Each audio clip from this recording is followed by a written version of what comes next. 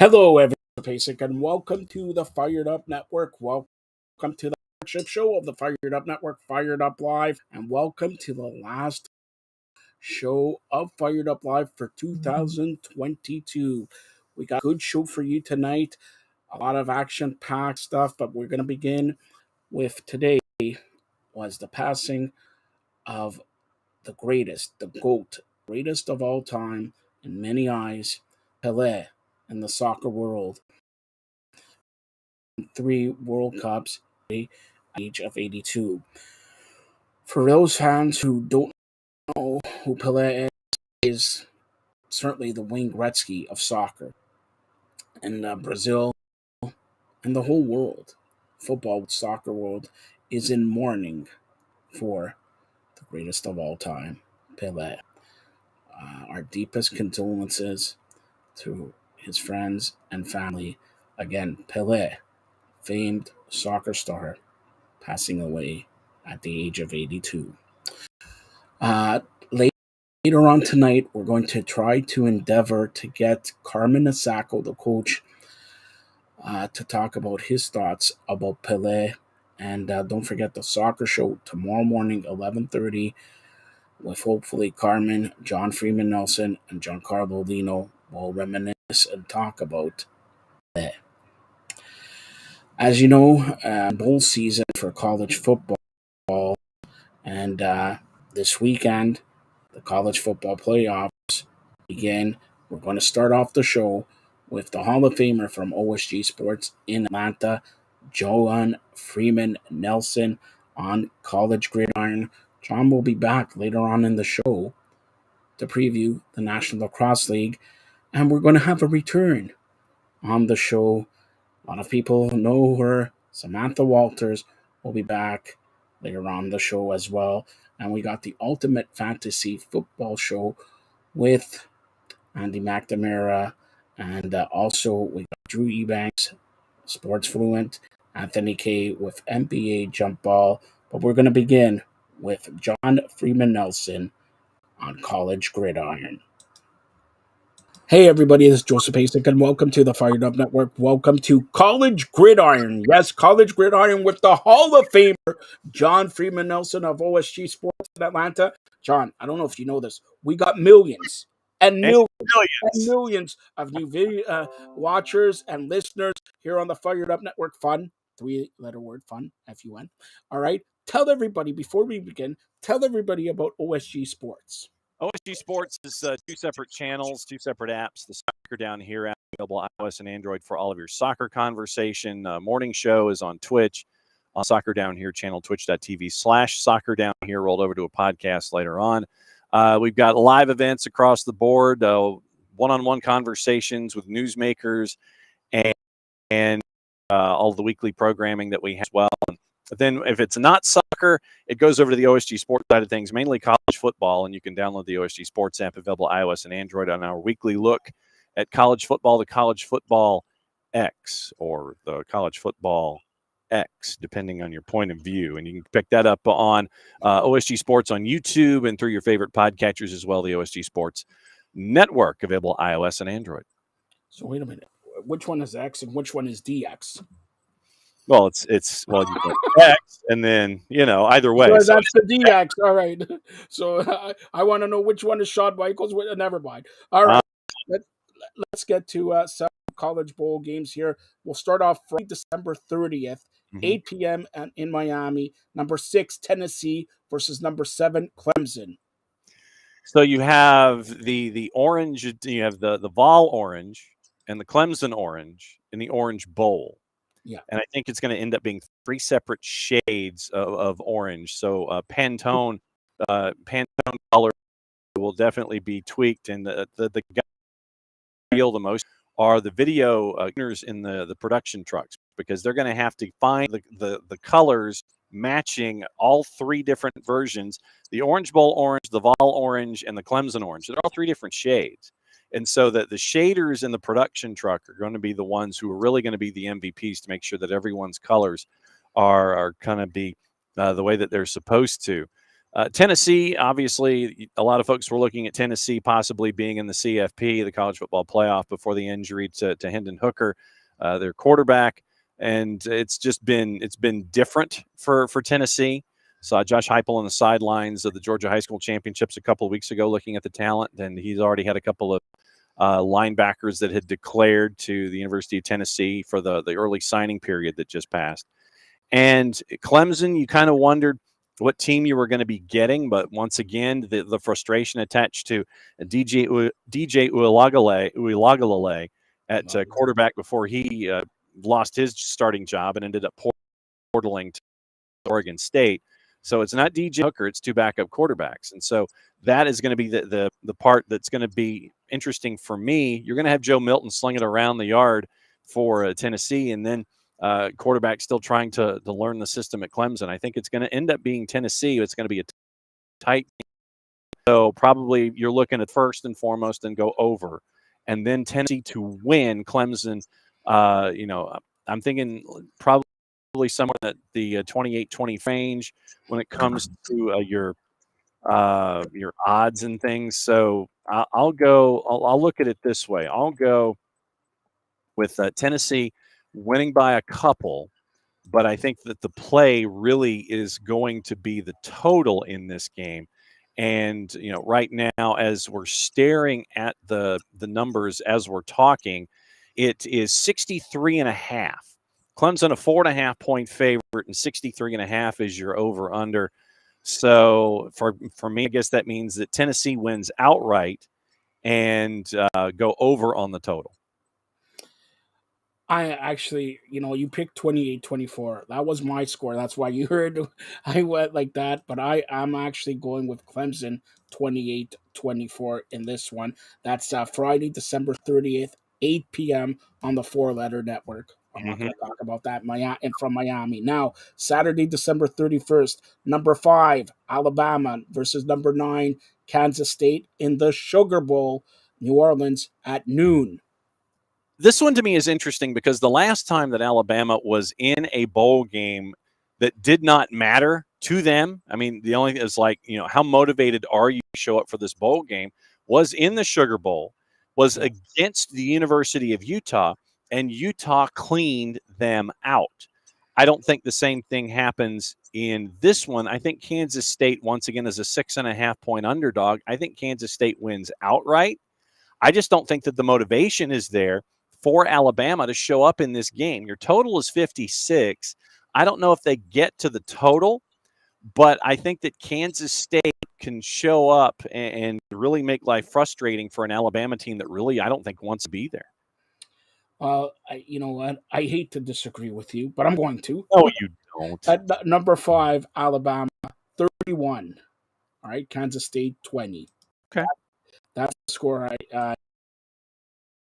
I'm predicting. In the semifinal, 4 p.m., Glendale, Arizona, the home of the Arizona Cardinals, the home of Super Bowl, the home of my Buffalo Bills capturing the Super Bowl February 12th. By the way, John, February 8th, you could over to cover it for OSG and all that.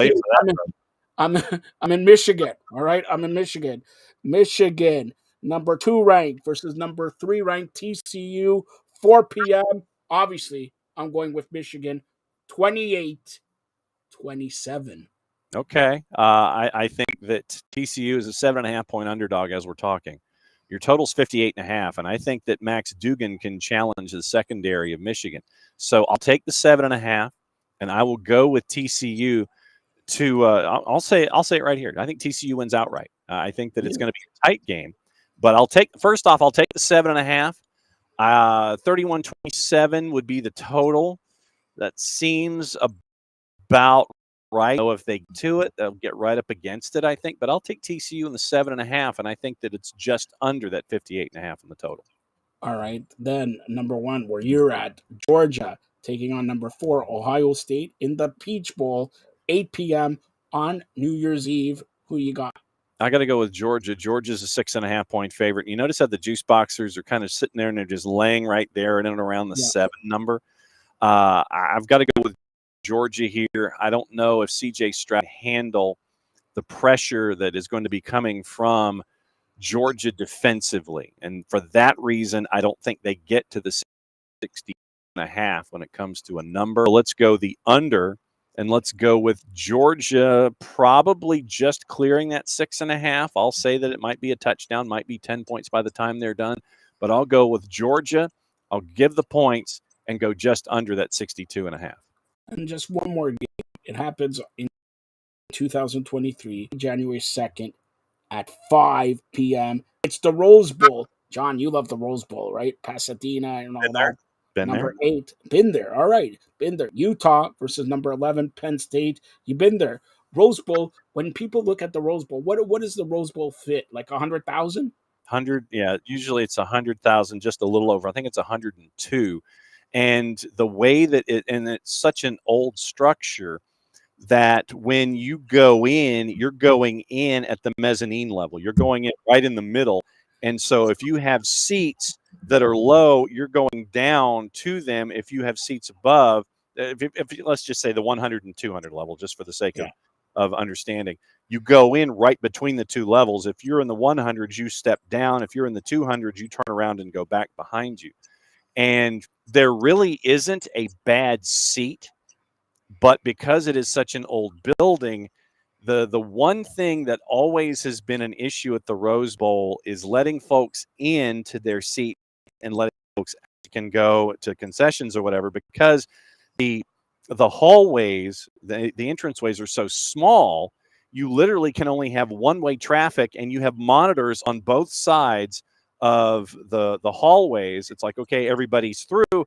Then we change the traffic pattern, and it's counterproductive really for folks to get to their seats before the game, because you literally will have thousands of folks that want to come in, but until the monitors in the hallway sit there and flip the traffic pattern, you're still standing outside. So literally you could be eating and possibly miss a kickoff if you're not plotting things like at least a half hour ahead of time to get to your seats. So I mean, it is a gorgeous venue.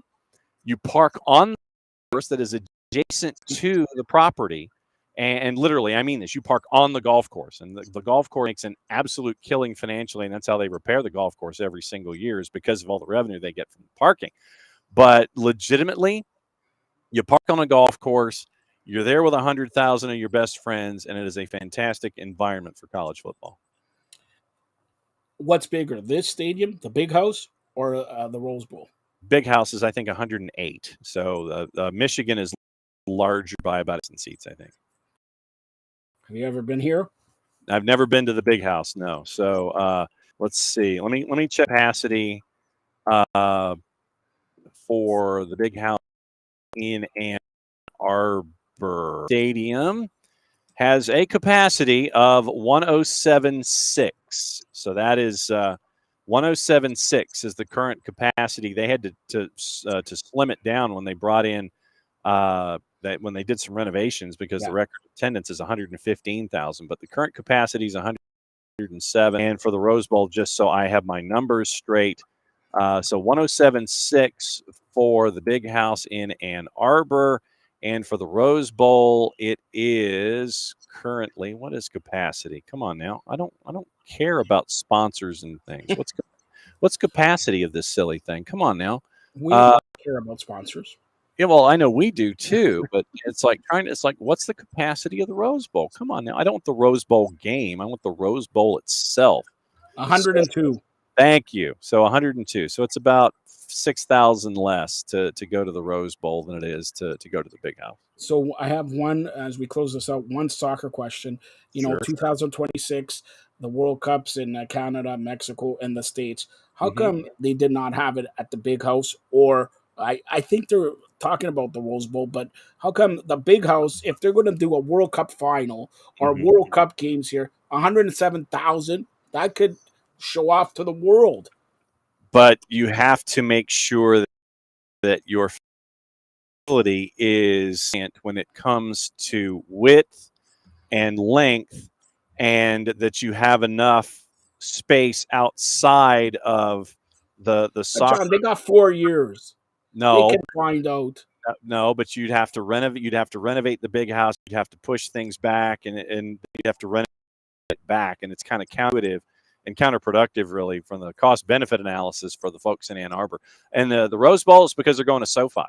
And so SoFi, they're going to have to do some adjustments there because it's not wide enough to house the end lines, the touch lines, and then work your way out. They're going to have to do some renovation outward from the football playing surface, but they'll get that done, and Stan Kroenke won't care.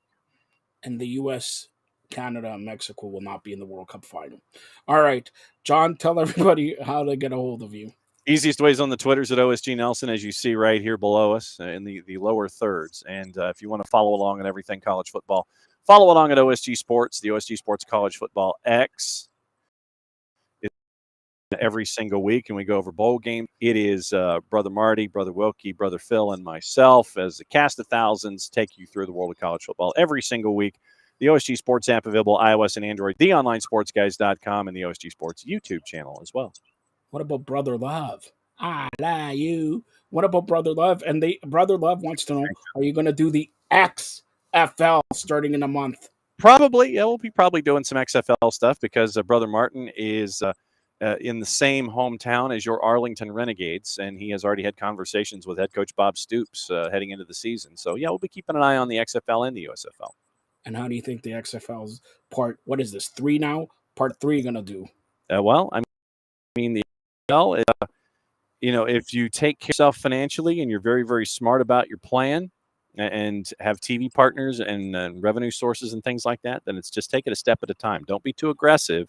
Build like the XFL is doing in their reincarnation and in their second season. And by the way, anybody who covers the XFL gets Terramana. That's according to DJ, my good close personal friend.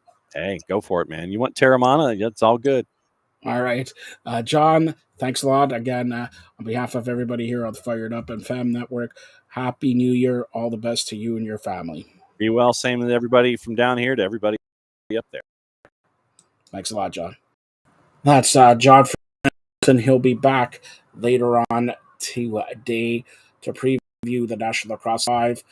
Also, happy birthday today to Devon White, 60 years old, almost catching up to Marty Roberts, who's 64. All right, February 8th, my birthday, not Marty Roberts, my birthday, February 8th. All right, the president of the provinces of Canada and soon to be the mayor-elect of North America. Now, as part of Fired Up Network, always we have female empowerment movement, and we always have the Renaissance Mama, Courtney Riddle, here on next.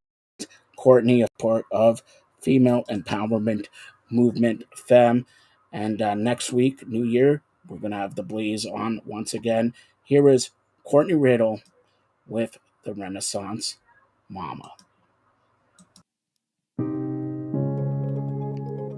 Hi, friends. I'm Courtney. I'm a performer, speaker, and a writer. I'm a mama to 3 crazy boys and a super sweet dog. I decided 12 years ago that I needed to create a business that worked for me instead of me working for it. I'm a multi-passionate entrepreneur who may be considered a serial entrepreneur by some, but then I realized that all of my businesses focused on connection, community, and creating an incredible experience. I need to share with you how to make small, mighty changes in your life to affect your overall well-being and create a life and business you want to get up in the morning for. That's right, my friends. I am the Renaissance Mama. Hi, friends. It's me, Courtney, the Renaissance Mama. And I want to thank you so much for checking out the show today. Whether you're listening, you're watching it, maybe you're hearing it way later, I want to thank you for checking me out and being such an incredible audience. So I hope you have had a fabulous holiday season. I hope you were able to relax, enjoy, connect with your family. But I also hope that you've made some really big plans for the new year. I hope you were able to take that time to kind of review your year and then make big goals and exciting plans for the new year. And if you've done all that, then now it's time to start thinking, how am I going to get these things done?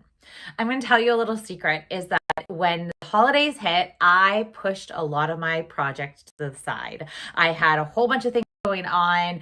I didn't quite finish what I needed to get done, but instead of kind of worrying about that, I said, no, pushed it to the side, and I wanted to spend time with my family, my friends. I wanted to enjoy the holidays. I wanted that to be the focus of my holidays. And that is what I did, and it was absolutely amazing. But now I'm coming back to work mode, and I realize that I have so much to do. I have 3 really big projects that are all coming to an end in the next 3 to 6 weeks. And I have so many things that need to get done before those projects can even happen. So what I thought I would share with you guys today is some of my tips and tricks on actually getting the work done. Fingers crossed it can happen, right? So we're going today, and I think it's really important to, first of all, realize that, when things are getting done, none of it has to be picture perfect. We always sometimes stumble over myself when I'm trying to do hard things to be absolutely perfect, but you also really want to make sure there's a degree of you're giving something respectable. If you're putting all your work and effort into it, you don't want it to be half-assed. You don't want it to be not what you are all about. So there's that very, very fine line. I'll give you an example for Christmas, right? So I'm running around doing all the things that I had to do, buying the presents, making the cookies, the decor, making sure our renovations were done. It was, and then at the end of the day, I finally said, I need to just let it happen. I've done as much as I could possibly do. I was tired. There was a storm. It needed to just happen. And it did. And it was wonderful. And nobody was the wiser. Nobody ever knows you were going to, buy one more thing or decorate one more thing or make one more something to eat. Nobody knows. Nobody cares. It was a huge success. So the kind of project I'm chatting about today, it could be a work project. It could be something personal you really want to get done. But I want to share with you some of my tips and tricks that I use to really get things done. So like I said, I've got 3 really large projects and a small amount of time and a lot of things to get done. I will tell you, in the past, I have been known to get very, very overwhelmed when my to-do list is too long. It's like, I don't know where to start, so I just almost shut down and I don't start anywhere. So I wouldn't say I procrastinate because I'm not waiting for a later time, but I just used to get so overwhelmed of all the things and I couldn't decide where, and then I would get frustrated and I couldn't focus on anything, and the time would slowly pass, and then I would be stuck in this time crunch. So I've changed my ways. I've really learned what works for me, what does for me, and I'm hoping that some of these things will work for you. Maybe, like I said, maybe it's a business project, maybe it's a personal project. I think these strategies work with anything you're working on, and it's that same kind of step by step on how you're going about things. So the first thing I want you to do, if you are feeling this pressure, you need to get things done, the time crunch is coming, you have to be honest with yourself and you have to ask, number 1, does this project have to get done in this time? Sometimes no. Sometimes you might have a little leeway. Maybe you can push it a week or so. Maybe if you actually look at your schedule and what needs to be done, it doesn't need to be right now. You can give yourself a little bit of a leeway, a little bit of a runway, ease off the stress a little bit, but it still means you need to get this stuff done. But sometimes the answer is yes. So 2 of my 3 projects right now, yes, there is a sign of when things need to get done. I can't get around it. People are expecting from me. I have made commitments, and you know me, I've told you many times, once I make a commitment, it is going to get done. That's who I am. That's what I believe in. That's how I represent myself. No matter what I'm doing, it is going to get done. So yes, 2 of my 3 projects, 100% there is a time deadline. The 3rd one, maybe I'll look at to see if there's any flexibility, because that could ease the stress a little bit. But that's always the first question you really need to ask yourself. The second one is this a project that I want to be doing? I've told you guys this year, I had a big aha moment. I was working on a project that I thought was going to be an easy win. I thought it was going to be easy money. I put it all together. I started selling it. And then I realized not only did it take so much longer than I expected, but it was taking so much of my time and energy, and I didn't really want to even do the project. So I was very good at taking that step back and realizing, you know what? Yes, I already put all this work into this, but it's not what I want right now. So I shifted gears and started working on another project that is very, very dear to my heart. So once again, ask yourself, is this a project you need to do right now and you want to do right now? Sometimes the answer is yes, I want to do it. Yes, people are, depending on me to get this done. So if your answer is yes, you've said yes, you need to know, now you know your time crunch, this is where we're going to get started. First thing I do when I'm looking at my time crunch, I need so many things to get done and I'm a little stressing out trying to, keep myself going, is I create a master list. But this master list has 3 different parts. So the first part of the master list is, what are the things that I must have? I must have these things done to make my project a success. So for example, if I were to say my project was I'm throwing a big event. What are the must-haves to make that event happen? I must have a location. I must have food and drink, and then I must have probably some music or entertainment. Really, that's a must-have. So those are the 3 must-haves I have to make this event happen. I'm already assuming that I've already invited people. That's why the commitment's there, the time's there, all of that's sort of set in place. Then after my list of must-haves, I have a list of it would be nice. So back to that example of the party, the big event. So I've got my must-haves. It would be nice if I had some decor, right? The location's going to be what it is, but it would be nice if I had decor. It would be nice if I had maybe an activity or a game as people walked into the event. Third part of the list of the master list is the if I have time. So we've got must-haves, it would be nice, and then if I have time. You have 3 distinct lists. If you go back to that party example, so I already got my must-haves. I want the location, I need the food and drink, and I need some entertainment. It would be nice to have some decor, maybe a game. And then if I have time, which is like the cherry on the top, I would love to add some loot bags, right? So you could throw a party without loot bags. You can throw an event without decor, really. But in the must-haves, you need a location. You can't have another, party people coming to if you don't have a place to have it. So you see, there's very distinct, the must-haves, it would be nice, and if I have time.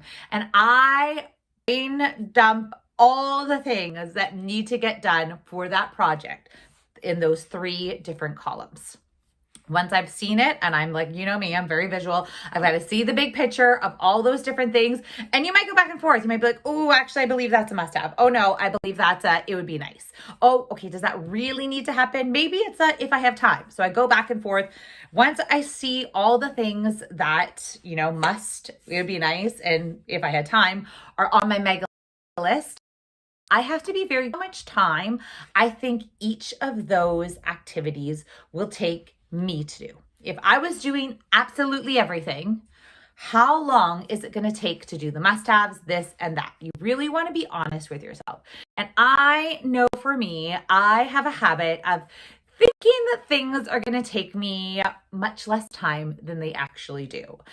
I would highly suggest when you are doing this exercise that you give yourself a little bit of extra time for everything. Assume everything is going to take longer than less time. Whenever I think it's going to take me less time, I get even more stressed, and then I'm not getting things done in the amount of time, and then I'm getting upset. And really, like I said, whatever your project is, you want the quality to still be great. You want it to be a representation of who you are and what you're all about. So yes, it doesn't have to be perfect, But if this is a project that you care about and that you're going to share into the world and that maybe people are paying you for, you want it to be a good quality. You want it to be something worthwhile. You want it to be something that you're putting your name on, right?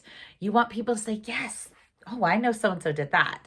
So there's that fine line of like, yes, you want to get things done, but you also want to make sure that it is a great representation of who you are and what you're all about. Okay, so now you have your master list. Now you know how long everything is going to take to do. This is the time where we bring out the schedule. Bring out the schedule and see if it is actually feasible to you, for you. If I said, I'm starting just with you, I'm imagining you're one person. If you have a team, oh my goodness, even better. You can, outsource it all, figure out who's doing what, get those plans on. But if it's just you and you have this mega list of things that need to get done and you're looking at the schedule, does it actually make sense? Are you going to be able to get all these things done? And if not, this is the time where you have to consider outsourcing. So looking at your list of 3 things, those must-haves, it would be nice. And those, if I names, start obviously with your must-haves. Is there anything on that list that you could potentially pay someone to outsource or possibly ask a friend? I find as a business person, or even in my personal life, there's seasons that time is way more important than money to me. So I am willing to spend some money where necessary to get back my time. And there's the opposite. There's time I don't have the money, but I might have some extra time. So I can put the effort, I can put in the work. I know it's going to be hard. I might have to get up earlier. I might have to go to bed later, but I know I don't have that money to put into this. So you have to decide for yourself what season you're in right now. Are you okay with spending some money? Maybe you can pay someone to do a few of your jobs on your list. Maybe you can order something. Maybe there's a tool that would really help you right now. If you notice you're constantly kind of getting into the same situations, is there anything that could make your life easier to get these projects done if you just had, I don't know, a certain tool, a certain something? But I would definitely take the time to really see if there's any way you can take some of those things off of your list. Are you, if we're going back to that example of the party, are we able to order food somewhere? I want to pay for someone to come in and cater it. What's that going to look like?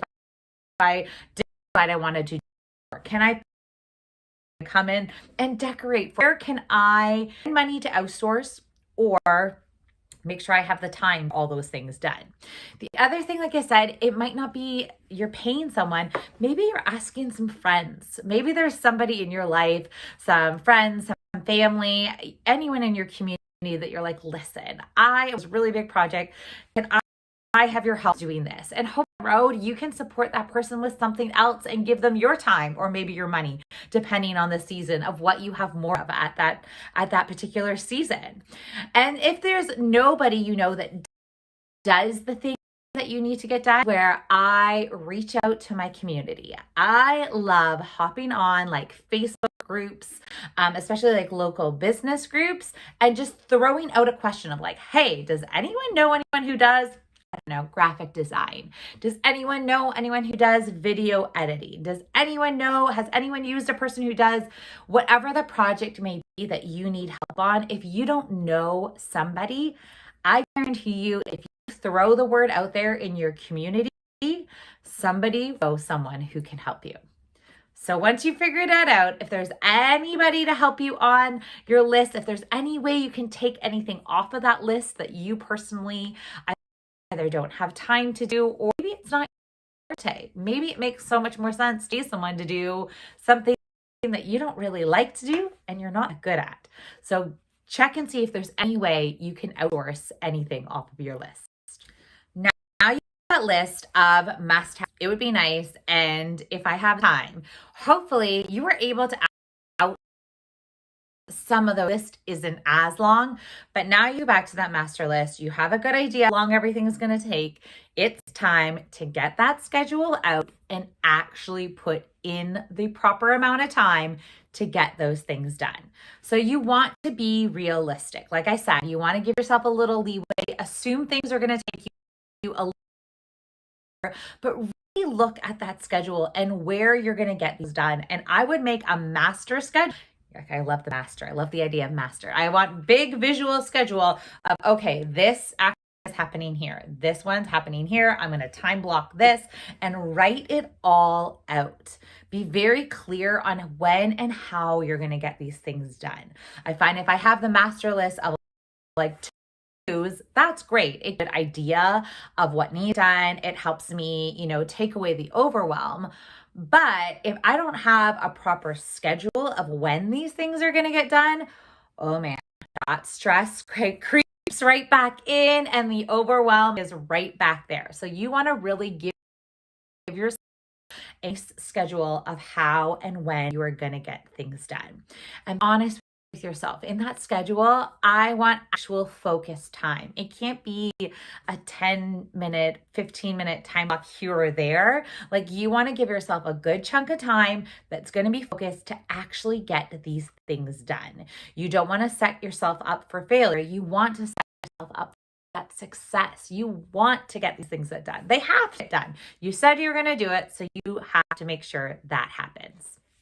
All right, so if you got your master list of what you need to get done, and you notice there's a lot of similar things, it is best to try and schedule those things together. You've probably heard me talk about it before, and so many other people trying to batch work.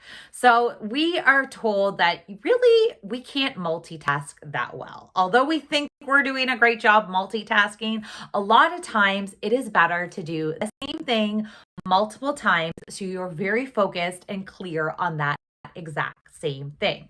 I'll give you an example. I had a project recently. I was making all these videos and I had edited them all. They're ready to go, but I needed an image for YouTube for each of the video clips. I wanted them to look similar. I wanted them to look clean, professional, really nice.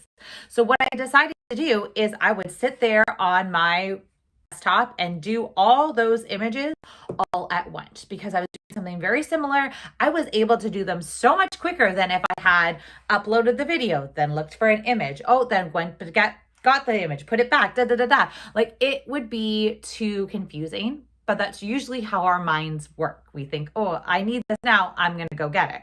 Rather than let me do all of those things together. So I'm focused on that one objective and they will all look similar. The results will be exactly what I need to do and they all get done.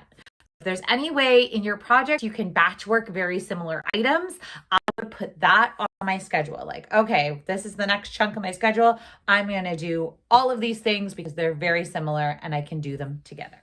The next thing you need to think about is once you have that schedule, you need to respect it.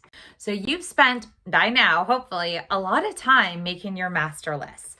Then you've taken more time to either pay someone to outsource, best friends. You put a lot of work into this. Now you've created your master schedule. You need to stick to it. You need to respect it. You have created your plan.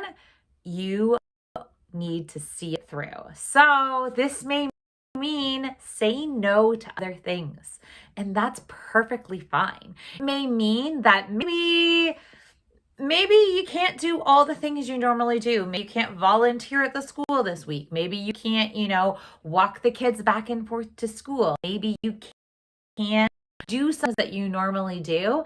And I would just be completely honest with people and say, hey, I'm working on this big project right now. I'm sorry. I'll get back to you as soon as I possibly can. I would change that on my phone message. I would change it on my email. So I am not getting distractions, but I'm being honest with people. Listen, I'm working on this something fabulous. I can't wait to share it with you, by the way, but it might take me a little bit longer to get back to you. Let your friends know that. Let them know I can't go to dinner tonight because I'm working on something really important. Thanks so much for the invite. And I feel like sometimes we get so nervous about telling people no. We get so nervous about saying, hey, normally I do this thing. I'm sorry, I can't do this.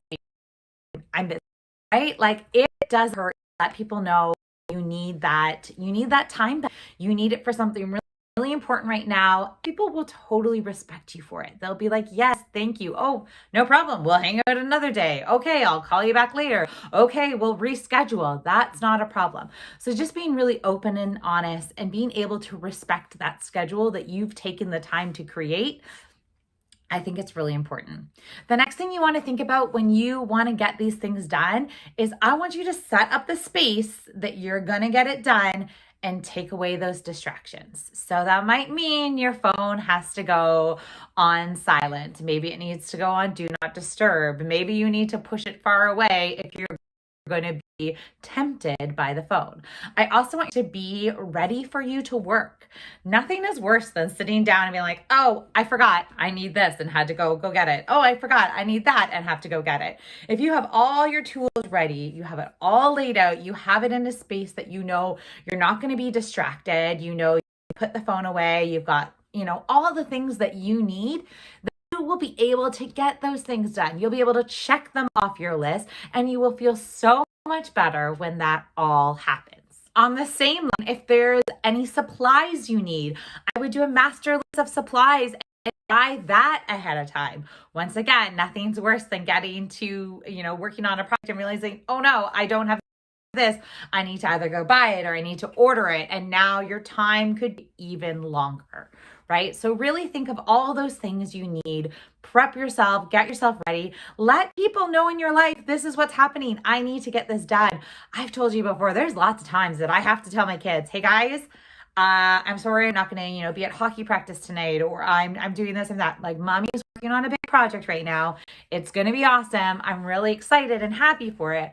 But here's what's happening. So then they know, and they're in the same, they're on the same page as me. They know what's happening. They're able to respect that.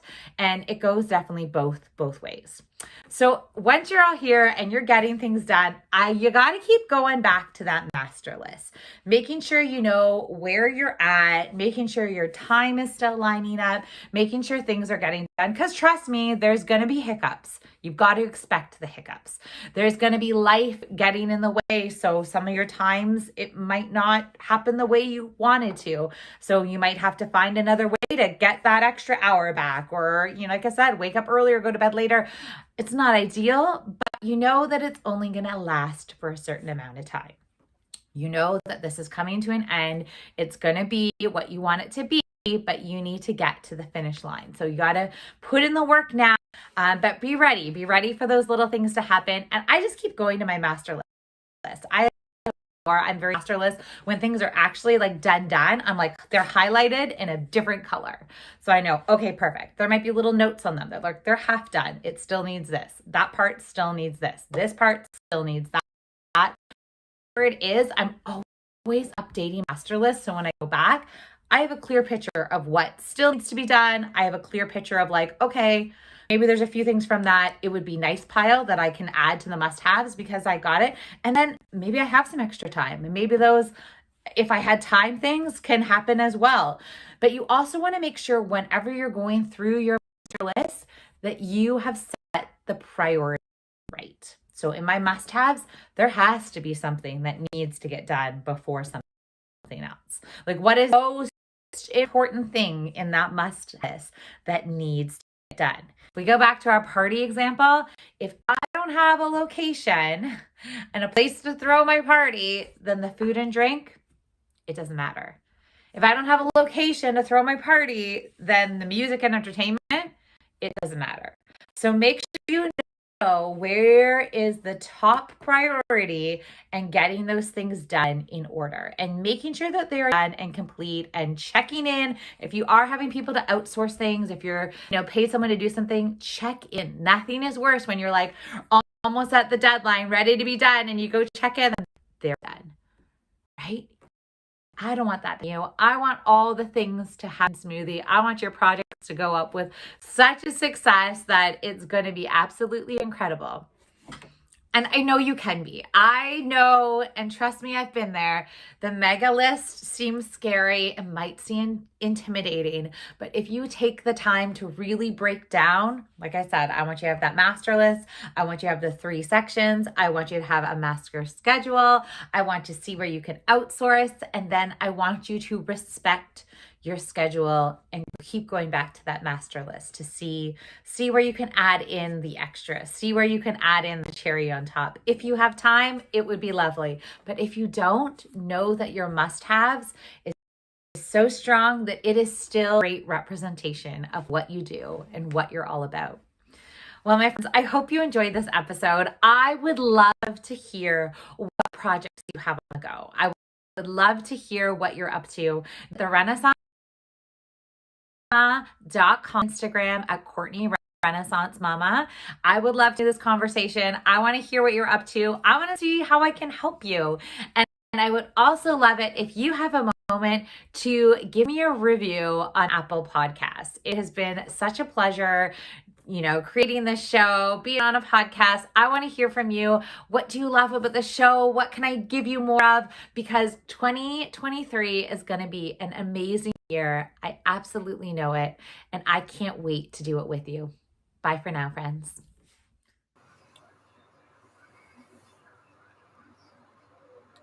Thank you to Courtney Riddell of the Renaissance Mama. Of course, each and every week she provides the Renaissance Mama, and she's on most weeks on The Blaze. All right, we're going to go from that to the Ultimate Fantasy Football Show with my good friend Andy McNamara. Of course, Thursday Night Football, Tennessee and the Dallas Cowboys tonight around 8:15, 8:20 p.m. So before the game, we got the Ultimate Fantasy Football Show right here with Andy. Here we go. It is Fantasy Football Championship Week. Who's ready? Who's ready to go? We got the info that you're going to need to maybe win that championship, your DFS contest, your consolation bracket, whatever. Finish strong, people. I'm Andy McNamara, and you're watching the Ultimate Fantasy Football Show right here on FiredUp Network, whether it's on the app, whether you're watching, you're listening, over 200 platforms, we're on with you. Big show today. And it's like I said, look, coming to the end of the NFL regular season, championships. But the main thing, finish strong. Have some pride. Even if you're in the consolation, finish strong. Just like the teams out of the play in real life NFL, you want to finish strong. So we'll get to some betting tips to come up. There's some interesting lines. Thursday Night Football, a perfect DFS DraftKings lineup as well. I got that set up for you. That's there. Listen, when we're talking fantasy football for the championships, there's a lot of meat on the bone that might be falling off the plate when it comes to guys like Derrick Henry. And we're going to get to Titans, Cowboys, and all the big matchups. Get your questions in using hashtag AskAndy on social media, at AndyMC81 on Twitter, at AndyMCSports. Make sure you give me a follow there. But let's bring in my guy, Jeff Bell from football.com. And let's start hashing this out because, Jeff, first of all, welcome, sir. Happy holidays. How are you? Fantastic. Thank you so much for having me on. Yes, it is the Fantasy Championship Week, and it's been a grind to get here. And if you're here and if you made it to here, congratulations. And like you said, finish strong and bring it home. That's right. Like, don't you, before we get to the game, Jeff, like, don't you agree? Like, even if you're going third place, you're playing for sixth. The main thing in your league is to beat your friends, right? It's to beat people in your league. It's to have that little one-upmanship no matter what. So don't be one of those guys who forgets to set their lineup. Have some class, right? I agree. Yeah, that's the way I look at it. If you're still playing for something, if you have a consolation bracket going on, set a good lineup and, Yes. Pay attention, and it helps you dial in. And as you prepare for the offseason for next year, if you play dynasty leagues, you're playing all year long. If you're just kind of a redraft player, still you want to have an eye set on who might be the guys to look for, the sleepers for next summer. It really is. And you know what?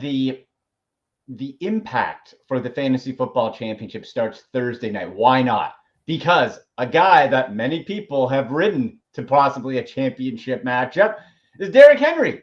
And it doesn't look like Derrick Henry in Titans versus Cowboys is going to play, which is a catastrophe for fantasy football owners. Because, Jeff, as we know, you're not replacing a Derrick Henry. You're not replacing that star power. So now we really look at Okay, I guess if you have $5 left, look, it's the end of the year. You might as well spend it all on Hassan Haskins, I guess, right? The number 2 back. Yeah, Hassan Haskins would be the play. It'll be curious to see how they work it out because they've relied so heavily on Derrick Henry, and they had a little bit of Dontrell Hilliard when he was active playing a pass catching role.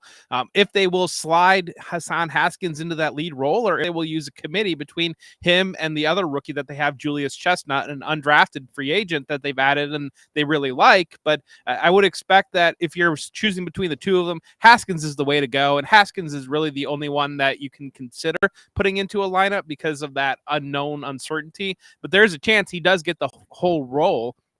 The concern is Dallas is a very good run defense, and they've really shut down fantasy running backs. And so, this isn't playing the gosh. I don't mean to attack you here, but your Browns, you've allowed most points to running backs, and so this isn't a matchup here. This is a difficult matchup to begin with. Yeah, it's true. By the way, Brian Robinson against the Browns all day, all of them, all Brian Robinson, just funnel it. Just everything Brian Robinson versus my poor Browns this weekend. But no, you're right. And it's a case where, Jeff, we have to look at, okay, when you're picking between these what-if running backs, at least Haskins has been in the lineup. He's been in the huddle. He's been taking those reps. He's part of the offense. Now, the concern, of course, is you mentioned it, that the Dallas run defense is really good. The pass defense can be had, but you don't have old broken ankles Tannehill. You got Malik Willis, who they're not comfortable throwing the ball. And after seeing him throw it, I'm not too comfortable him throwing the ball either. It seems like it just might be a slog. Like the Titans might not have a choice but to run. Yeah, and I think that's really their game plan by design anyways. And I believe that this is the biggest spread on the weekend, or it's up there. Dallas is favored heavily. Dallas has concerns of their own with Tony Pollard looking like he might not play. So that shoves things on Ezekiel Elliott there. But again, Tennessee is a strong run defense as well. But I do think that maybe we will see a little bit more of that schemed quarterback run with Malik Willis and using a little bit more of that RPO action, having some more forcing him to run a little bit more versus kind of just before he was just turning around, handing off to Derrick Henry, and they're trying to get out of games. They're riding a massive losing streak right now, so they need to try to something out. Yeah, and actually, auction around this game coming in on Twitter using hashtag AskAndy at AndyMC81, and you can get Jeff at the number 4, whom J Bell tolls. That's a sweet handle, brother. I like that. I like that a lot. So this coming in from at Mr. Griff B. Andy, I'm in the finals in one league. Grabbed Haskins. Should I go him or Pollard? That sort of goes what we're talking about. It looks like Pollard is not going to play. And if he does, it looks like super limited. This should also be like, if you're looking at DraftKings contests or whatever, like this should be a feast day for Ezekiel. Like get the old soup spoon back out, right? One would hope so. And then Malik Davis kind of as that second backup running back in Dallas, kind of sliding in a little. Maybe that might be a desperation Hail Mary if you're playing the showdown for DraftKings. But again, Tennessee is a good run defense. And so I think Dallas might try to strike through the air because Tennessee has been susceptible through the air. And CeeDee Lamb is going to be a great play tonight. You have a feeling he had a great game last week. He was the top wide receiver last week. And so he pushed you into a lot of those championship games. But I think Dallas is going to attack through the air. And that would be the way that I would expect him to go. The thing of it is, if Tennessee can't keep up, they get up big and then they're just kind of grinding it towards the end of the game. But that's kind of where, that Malik Davis maybe slides in to get some production towards the end of the game. I do like Ezekiel Elliott. And I think that they're going to give him ample opportunity to lead this backfield without but again, it's a desperation plug-in. If you don't have any other option to get you to the championship game, I think there's a lot better. Brian Robinson's a great matchup. If you've got him, there are a lot better guys on the slate that as you move on, really the last thing that you want to do going into your fantasy championship is start off Thursday night with a goose egg from Hassan Haskins in your lineup that you're looking at for the next 3 days. Right. That's just the worst, right? Yeah. Just staring at you right in the face. I'm wondering too, if we look at just the line. I'm on the DraftKings Sportsbook here. So you said the biggest spread. Yeah, it's 12.5 looks like. I'm just wondering, Jeff, if not that the Dallas Cowboys aren't going to win handily, but because we spoke about both defenses being strong, they get up and start grinding it out. I'm wondering if the Cowboys will score enough points to win by that much. You know what I mean? Like I'm wondering if it might be they'll win handily, they'll win comfortably. The game won't be necessarily in question, but will they have to win by almost 2 touchdowns? Well, I think that would be the concern, that they get up by 21 in the first half, because Tennessee, I think I saw yesterday, they're sitting 5 or 6 defensive starters as well. This isn't just a Derrick Henry is the only one sitting situation. They're sitting guys on the defensive side as well, because really the only game that matters now for their season is week 18 against the Jaguars. So anybody at all that's a little bit iffy, they're playing very cautious coming into this game. And so, yeah, I think that there's going to be the potential, but you're exactly right. If you get up by 21 points and Malik Willis can't move the ball and you're just kind of sitting on the second half, and we've seen that before, that could happen. Yeah, it could be some garbage time points, whatever it might be. Over under set at 40. I don't know. I'm thinking we'd take the under on this, Jeff. Like, this is, again, just for the reasons we spoke about.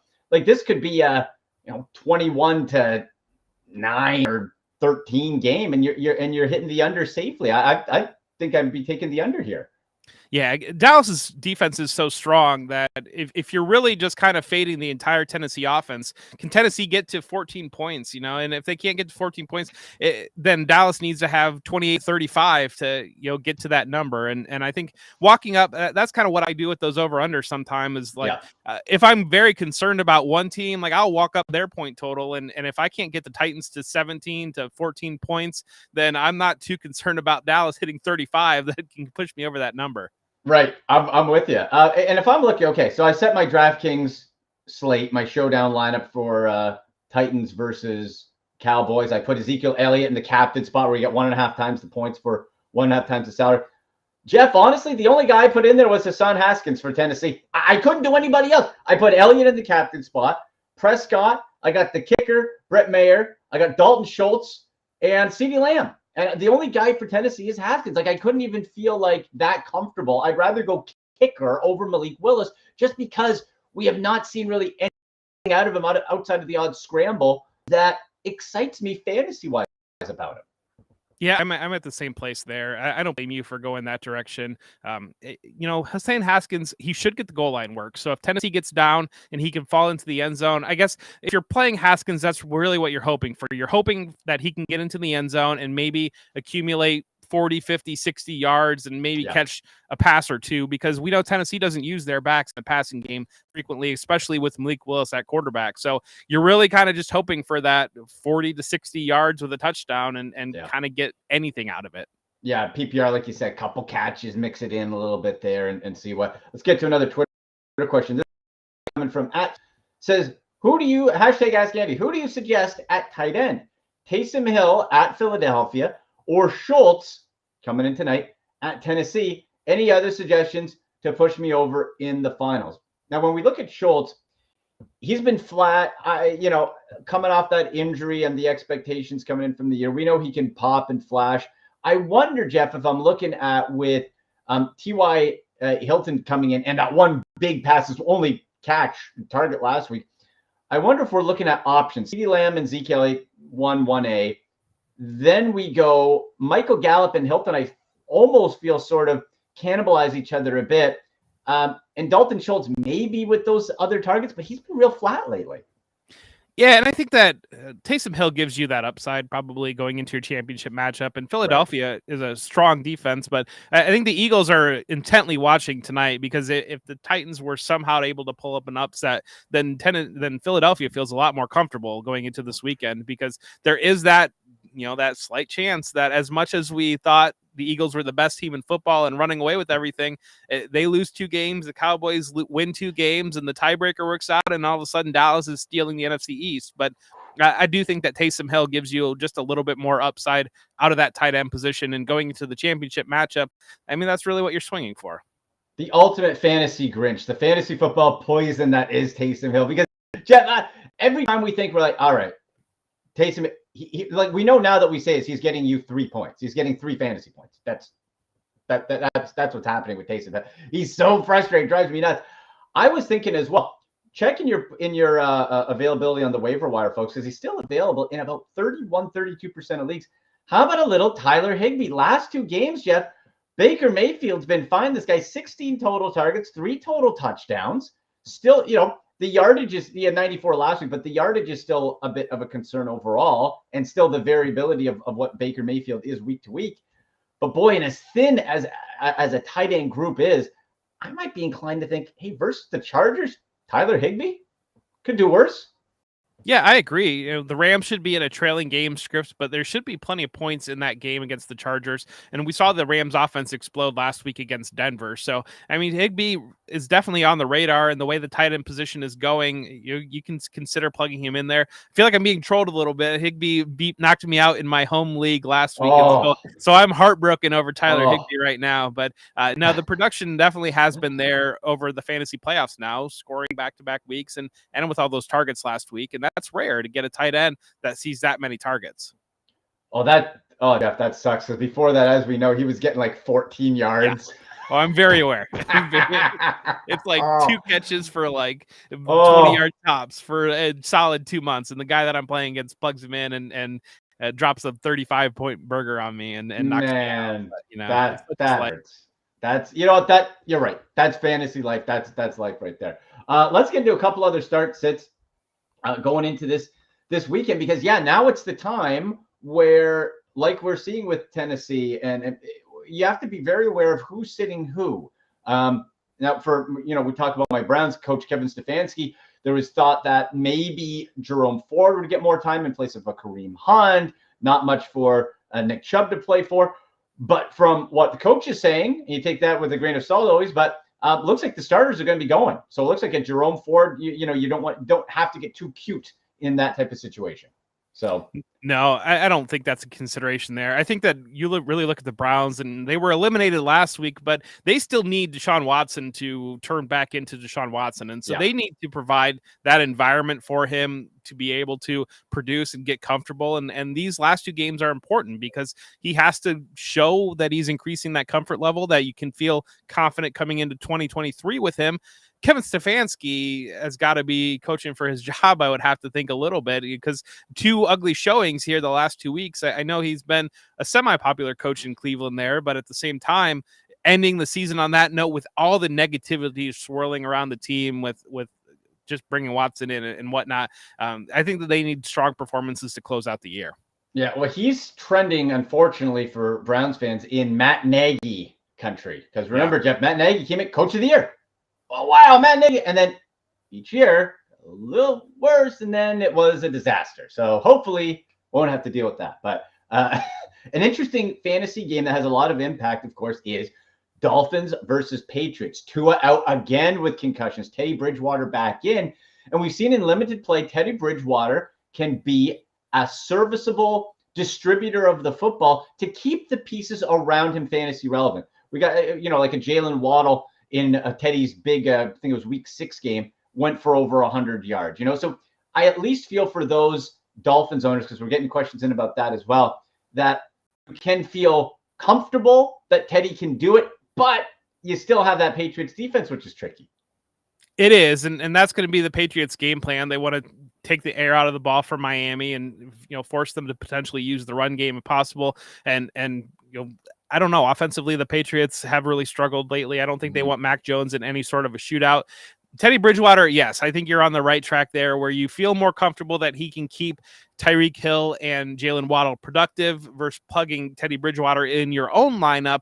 But at the same time, the quarterback landscape this week is just really, really desolate right now with some of the injuries that we've had and some of the production issues that we've had. And so, if you're desperate, Teddy's on that radar. But again, you're exactly right that the Patriots have been a strong defense. Yeah, and Teddy's proven he can get you those high teens, even pop into the low 20s. So, it is tricky against that New England defense. And we have to remember, too, look, if you picked up Gardner Minshew, keep him on the bench for now, because Jalen Hurts did not practice Wednesday. So that's something to keep tracking as the weekend approaches. Don't be, cutting bait with a guy like Gardner Minshew because of, like you said, that fantasy quarterback landscape really thin. It is very bad this week. This is about as bad a week as you're going to get. And, I think that a lot of us were concerned that We moved a lot of fantasy championships to week 17 because of the additional week. And week 18, what's week 18 going to look like? But at the same time, you're seeing some things going on with, the Tennessee Jacksonville game, with that game this week for both of those teams not meaning all that much. And just kind of a lot of movement around the league, Derek Carr getting benched, those types of things that are really just kind of surprising. Well, let's finish on that note.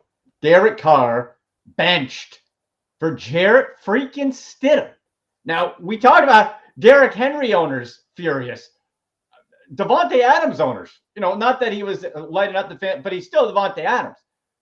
And you have Jarrett Stidham, Josh McDaniels, enemy number one to fantasy football owners. Darren Waller, Josh Jacobs. We can't. Jarrett Stidham's, I think they said, played 61 regular season snaps. We can't trust any Raiders here, can we?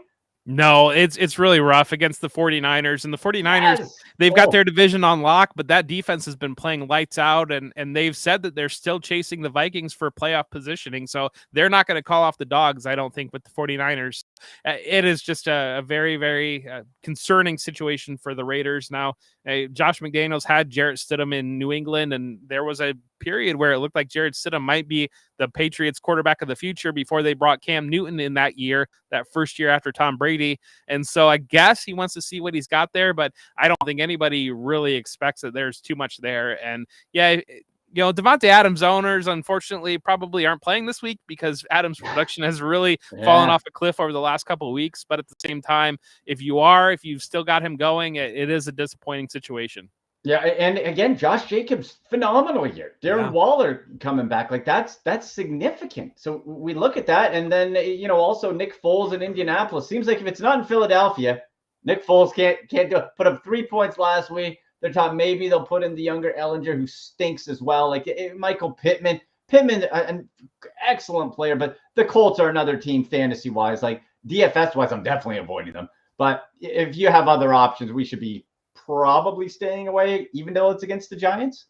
Yeah, I would. That seems like a situation where they're really just kind of limping towards the finish line. Yeah. And when they brought Jeff Saturday in, I kind of had speculation that maybe this is a situation where Jim Irsay wants to tank out the rest of the season, get a real quarterback in the draft, and maybe Saturday was a good friend of his that was able to cut him a check and allow him to do that job. And it kind of feels like that's where we are.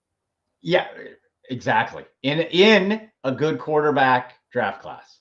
Yeah. Right. Yeah. There's some good guys coming through. Bryce Young and CJ Stroud, Will Levis are guys that you're excited about. Those Colts, man, always seem to, but you know what? Not number one pick bad. At least we got that. Not number one. He's not going to backdoor his way in again for Manning and Luck. No, but I think the thing to watch with them would be the Texans have been playing better football lately, and the Bears are struggling. So if there's that scenario where the Texans win another game, the Bears get into that number one pick, all of a sudden think with Justin Fields that the Bears are going to take a quarterback, which means that pick becomes up for grabs as opposed to the Texans just locking in their top quarterback selection. Yes. Ooh, that could be. I kind of want that to happen. That could be interesting. Yeah. We love a little chaos, right? That's right. Love a little bit of that. Listen, Jeff, you've been very generous with your time. Tell people where they can find you. Put out great work at Football Guys. Yeah, you can find me on Twitter, like you mentioned, the number 4, whom J Bell tolls. And then you can find me with Football Guys. I have an article that comes up on Monday morning that's really a roundup of the weekend and recaps, runs through the entire weekend. I've got roundtables that I publish throughout the week that talk about college football, that talk about dynasty football. You can find me Wednesday nights. We do a live show. We do a football show on Wednesday nights on Football Guys. And then tonight, Thursday night, we do the Audible Live with Sigmund Bloom, Matt Waldman, and myself. So you can find me all these different areas. I love it, man. Well, you know what? Let's talk again college football real soon, because that's I want to pick your brain on that another time. I'm down, man. Anytime. All right, brother. Good stuff. Thank you so much. Thank you. All right, there he goes. Jeff Bell from footballguys.com. Yeah, hey, we got college football playoffs. Let's go, Buckeyes. Oh, wait. I.O. Let's go. I think they're going to get trounced, unfortunately. I think George is just going to boot ski. Not going to be great for my Buckeyes. But this is a great time of year, all that. By the way, hope everyone had a great, happy holiday season. Didn't even mention that off the top. So excited about all the fan conversation and talk. Your question or whatever, I will try to answer it on Twitter before kickoff or before the Sunday slate of games as well. Hashtag AskAndy. Couple other best, but my 2 hot picks right now. All right, 2 hot. going to be spicy. Like I said earlier, I'm slamming that under of 40 points for Cowboys Titans tonight. Just absolutely. By producer Joe. Nice. Got to put that in a hot sauce bottle. That look good. I like that. Broncos Chiefs 12.5. You guys know I usually don't like doing the double digit thing, but the Broncos are so. You made Baker Mayfield look like a Super Bowl champ. Come on. You made Cam Akers. People scrambling to get Cam Akers into their lineup with 3 touchdowns. Broncos are done. They fired their head coach, Nathaniel Hackett. What a bum. And they got the advisor in. Broncos, total train wreck. I'd be taking, you get that for Chiefs to cover -110. I would do that. You're not betting the money line -720. And then a couple other ones that I like. Let's see. There was the Dolphins Patriots with Teddy Bridgewater in New England. Boy. You know what? I do like Teddy. I probably would still take the Patriots to win that one. Raiders, 9.5 point dogs to the 49ers. That's another one. -115. Take the 49ers at double. You know what? That's actually a pretty good line. We're not getting too cute. Here's what. Seahawks home dogs to the Jets. 2-point underdogs. Now the Seahawks and Geno Smith have been coming back down to earth somewhat, right? Maybe good idea to pause on that giant contract people wanted to give Geno. A great fantasy year for him. Overall, I put Geno in the lineup. Jets defense is tough, but +110 for the Seahawks to win outright. That 2-point spread's a pick 'em pretty much. Yeah, I could say, look, you got the Jets, Zach Wilson banished again with his tiny toddler shoulders. Zach Wilson, terrible pick. Said it at the time, said it going into the draft. Horrible. But now you get, okay, Mike White's back. All right, hard for Robert Saleh, but Seahawks +110. I think that's some smart money there. And the Vikings, 3-point road dogs to the Packers. Packers starting to feel a little bit, but the Vikings +155. Yeah, it's in Lambeau, but we really feel that might be a game where I'm looking at the Vikings +155. Again, sort of in that, if you give the home team 3 points, that's kind of a bit of a pick 'em there as well. I'd take the Vikings +155 at the dog for the straight money line. And Rams Chargers back. Hey, then no one has to go anywhere. There's no home dog, right? You got -6.5 point favorite for the Chargers. Rams, I think with Baker, they kind of feel they could cover. I wouldn't take him to win, but maybe cover that 6.5. I could see that -110. That's not a bad game. And again, whatever the prop play is going to be for my Browns, giving up for Brian Robinson, especially with by the way, folks, Antonio Gibson looks like he'll be out or severely limited. So if you got Antonio Gibson for the Commanders in your fantasy line, get him out of there. Get him out of there. Make alternate plans. Brian Robinson is in a smash spot. Defensive coordinator for the Browns, Joe Woods, even said today, he's like, our problem is we give up explosive plays. And they're like, the reporters, they said, well, how are you going to stop that? And he's like, well, we haven't been able to. It's like, I know. Well, he didn't give an answer, is what I'm saying. He didn't give an answer. So Brian Robinson is just in an absolute smash spot there for the Commanders over my poor Browns. So there you go, folks. Any other questions? Hit me up on Twitter, #AskAndy on Twitter, @AndyMC81, Instagram, @AndyMCSports. Have a jersey giveaway, signed, autographed Nick Chubb Browns jersey, by the way. Make sure you check that out. That is pinned on my Twitter. Check that out to see how you can enter and possibly win that. Good luck in the Fantasy Football Championships.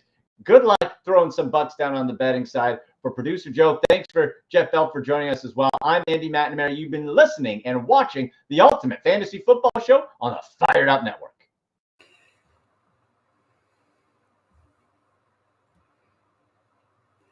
Thank you to Andy McNamara, Ultimate Fantasy Football Show. And again, the Dallas Cowboys, Tennessee Titans begin in about 5 minutes time. We'll see what happens there. A lot of injuries. Tennessee falling out of first place. The Jacksonville Jaguars. Yes, the Jacksonville Jaguars are in first place. That's like me having long hair saying Happy New Year across my face or something like that. All right. So now I present NBA Jump Ball with Drew Ebanks, Captain Canada, OnPointBasketball.com. And of course, you want to be more sports fluent? We're going to be more sports fluent with Anthony K. Yes, Anthony K. And we talk about almost everything in the NBA, even some Raptor trade rumors. We talk about Drew Ebanks' new wine and who or am I going to propose on New Year's Eve. Here is NBA Jump Ball. Everybody, this is Joseph Asik, and welcome to the FiredUp Network. Welcome to NBA Jump Ball featuring Drew Ebanks of OnPointBasketball.com, and you're going to be more sports fluent with sports fluent himself, Anthony K. We're going to talk about NBA here. Well, I'm going to go to Anthony here. Anthony, you about a month ago, a year ago, you would say, who's the best player in basketball? You would say the Greek Freak, right? Yeah. About a month ago, maybe a year ago or whatever. Now, if I asked you, who is the greatest player right now, best player in basketball right now, who would you say? Giannis Antetokounmpo. You're It hasn't incorrect. changed. You're It incorrect. hasn't changed. No, it has changed. Drew, I'm going to ask you the same question. Who's player right now? I mean, hottest player. I know where you're Not going. hottest player, but who's the greatest player right now who gets you 60 points, 20 rebounds as like a guard Yeah, sure. forward 10 type? assists and 0 defense. Absolutely. Well, it doesn't matter. It absolutely matters. That's your problem. You're one-sided. Here's what we're talking about: the Greek Freak and Luka Doncic. I'm going to go to you, Drew. Well, am I going to get to answer? Or? Okay, go ahead. Get to answer. You're gonna give me Norman Powell, right? Go ahead. No, I mean, I know where you're going at. Obviously, the performance was incredible. Luka is playing like a man possessed, but I would still give it to Giannis because the overall body of work, his team is in, top 2 in the conference, if not in the league. And he's just the man, and he's unstoppable. I think he's more unstoppable than Luka. So let me get back to Anthony here. I actually agree. I was starting up. I actually agree. But now for people who say, Harden had to step back, but he was traveling. For people who say the Greek Freak always travels, what do you say to that? That's today's NBA. There's a gather step. They allow an extra hop. They allow everybody to carry the ball literally on every possession. So that's how the game has evolved. So you either accept it or stop watching, right? Like I think there was a clip where it shows John Morant, and every single time that he makes a hezzy or a crossover, his hand goes completely under the ball. And this is why I get into arguments with younger watchers because they say, look at the way Bob Cousy used to dribble like this. I'm like, yeah, because that was the rule. If you went to the side of the ball, it was a carry. Now you can go right under. So it's just different. So yeah, they travel on every play based on the old traveling, but that's not what they call today. The gather step alone gives them an extra step. So, hey, that's basketball. And when you see the Greek Freak come barreling down on you, and everybody is, can you help but not foul him? Right? It's an instant. If he is better free throw shooter, he would have 40 points a game. He should let his ego and his pride get out of his way, much like Shaq should have done. Throw it granny style. Go from 64 to 80% and increase. Like, just think, he shoots 64. Giannis shoots 64% from. Imagine what that extra 16%. It'd probably be higher than 80%. Shoot it granny style. What do you care? You care about how you look, which is weird for him because he doesn't care when he plays tough defense. He'll get dunked on all the time. He doesn't care that if you're playing hard defense, you're gonna get dunked on. He doesn't care. So throw the granny. Just do it. Why not? All right, Drew. So what do you say? And Anthony mentioned Morant. Where's John Morant in this conversation? Is he in the top 5? Of course, certainly. I mean, you've seen what he could do, especially when Ja is not hurt. I mean, he's the most. I'd have to put him there as the most. And now Zion's starting to come back and catch up. But right now, he's the most electrifying player in the NBA. He's must-see TV.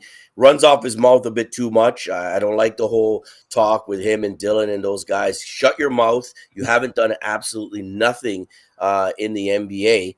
and don't talk about dynasty. You know, the only real team that could talk right now about dynasty is the Golden State Warriors, and maybe a little bit, Milwaukee, because they've won and they've been consistently at the top of the league. But I don't want to hear no chatter from Ja, and I'm very disappointed because he has a chance to really capture the imagination of people. But when you get talk like, oh, we're okay in the West, no, you're not okay in the West until you vanquish the Denvers, even the Pelicans coming up, and the Golden State Warriors, the Suns. Until you vanquish them, keep your mouth shut. As for Giannis, I agree. Free throw shoot. I'm trying to look up his career. What's his career free throw percentage, guys? Because I believe he was a bit better. If he's down to 64 right now, I don't know what's going on there. And I don't know, as you said, Anthony, it doesn't look like with his form he's going to be able to be a regular 75 plus free throw shooter. If that's the case, it's going to be hard in this day and age. You're going to be made fun of. You're going to be a meme. You're going to be ridiculed left, right, and center. Every arena, they're going to be having people dressed up as grandmothers. It's going to be just a S-storm as you go. I love to see him do it and try it, but I don't see it happening. But again, the greatness of him is the play. To answer your question, 71%, 71.3 for his career. The 64 is his second lowest. 1920, he was 63%. But other than that, 68% his rookie season, and then 74, 72, 77, 76, 73. So he was up at 76. He was up at 76, decent. 77 for a couple of years. Yeah, 16, 17. So I think right now it's got to be, he can be a 75, 80% shooter. It may be a mental thing, concentration. Obviously, I think his form has not been the best, his shooting form. He's not consistent from the three-point line. I think it's just something that he can work on. It may not happen, but I don't know how much he's working on it, and I hope he does, because if he gets to 80, 85, that puts him in the next stratosphere of greatness. All right, and speak about the greatness. Denver Nuggets 7. Are we just going to pass back? Are we just going to skip over him calling Ja top 5 player in the NBA? Okay, you want to go ahead? Go ahead. You go here. I'll ask you this. Give me fluent top 5. It's not top 5. I'm just thinking Embiid, Jokic, Doncic, and Antetokounmpo, Tatum, Curry, Durant. There's 7 guys better than Ja just off the top of my head. Ben, you're right. Probably. Well, I'll give him top 10. I'll give him top 10. Oh, now top 10. You can't just speed right past that. But the way he's playing, I'll be honest, man, he's playing like a top 5 player. He's my favorite player to watch. I'm with you. He's my favorite player to watch. Absolutely. Jokic. Great points. Hey, we can't all be right. We can't all be right all the time. Sometimes we forget. I've never been wrong in 2023 yet. Hold on. Okay. But Drew, most importantly. Now you're more fluent. That's it. I need some of those sound effects, man. Now you're on point. I need one of those. Let me know. We can make that happen. Look it up, Anthony. Come on, man. You got it. Next episode. Talking, the mic here with On Point, On Location, on whatever. By the way, Anthony, didn't you say that On Point is rebranding into wine and everything like that? Don't you have a picture of that? Do we want to give them a shameless plug? I know. Well, it's On Joe Point. There's only Joe, one guy Joe will plug anybody, point. hoping that they'll give him some free wine. That's all. Hey, listen, if that's gonna happen, I'll definitely give him a shout out to the Look at that. On Point brand wine. Look at that. It's good too. On Point. If you're looking and look, Drew, it's orange. So maybe you got a little orange shirt there. Maybe you got On Point orange. I don't go orange, brother. Red. Canada, baby. Red. No. Joe, that's red, Joe. That's red. That's with the color distortion. Yeah, I'm a little bit colorful. Definitely red. Right. So On Point wine, we're here for you if you need if you're looking. We're accepting sponsorship. We're 100%. And we're going to be on location. Tell us where to go. We'll be on location. We'll do the show from there. I think you sit here just kind of with a little glass of wine, just having I'm telling you, I'm reaching out to them. I've actually thought about that a couple of years ago. I need to find out who is a manufacturer, and definitely we got to do some collabos, man, for sure. All right. So you mentioned Jokic, 7 feet tall. And this guy is consistently 35, 40 points. And do I have to tell you who back-to-back MVPs and everything like that has there been? I'll start off with Drew in this one. has there been not enough talk of Jokic? There's Well, talk of the Greek Freak. There's talk about Tatum. There's talk about Moran, but not enough talk about Jokic. I agree. I think he gets overlooked, which is crazy when you think of it. I think maybe partially in the last couple of years, because Jamal Murray went down, Denver hasn't been that force that they were building up to be. So I think that's a part of the reason is they're not as thought of as a top team in the West. Now they are, but I mean they're not really looked at as, oh, we got to get through Denver. I think with Jamal getting healthier now, the Aaron Gordon, I mean, that dunk he did the other day was absolutely insane. The rest of the players on that team kind of really getting up their level. I don't think Joker does get enough. What was he, a second round draft pick? He doesn't get enough at all. And I don't know what it is. I have no idea. All I know is when I watch him, he's unstoppable and unguardable. I mean, his passing, he can shoot threes. He can find guys on the cut. He can score inside. The fadeaway, kind of a la Dirk, the fadeaway. He's just he's marvelous. Such a joy to watch. And to me, it's great for the league because it shows how much the league is, diversified and how much the European players that are coming over are able to really do damage against the American players and the rest of the players in the league. So I cheer him, love watching him. I'm not a huge fan of Luka's game per se. I'm a fan of Luka because he's incredible. Just the one-on-one ISO ball, I don't like. I prefer Joker where he gets the ball in the post. Guys are cutting. He's diming back and forth. He's kicking it out. He can score when he has to. I'm a bigger fan there. But Luka is a force that's going to be the MVP for sure. Go ahead, Anthony. You started off on Jokic, correct? That was the question you asked about Jokic. Yeah. Is he getting enough? Is he getting enough attention? I think he's not getting enough attention, but I think it's because most people understand there's no way, no chance, no how that the NBA gives him a third straight MVP. No chance. Right? It hasn't been done since Bird in the 80s. And listen, here's the funny part. I asked everyone who says he's not getting it for a third time in a row. They agree. And I asked the question, well, if he hadn't had any, if he didn't win the last 2 years, he's leading right now.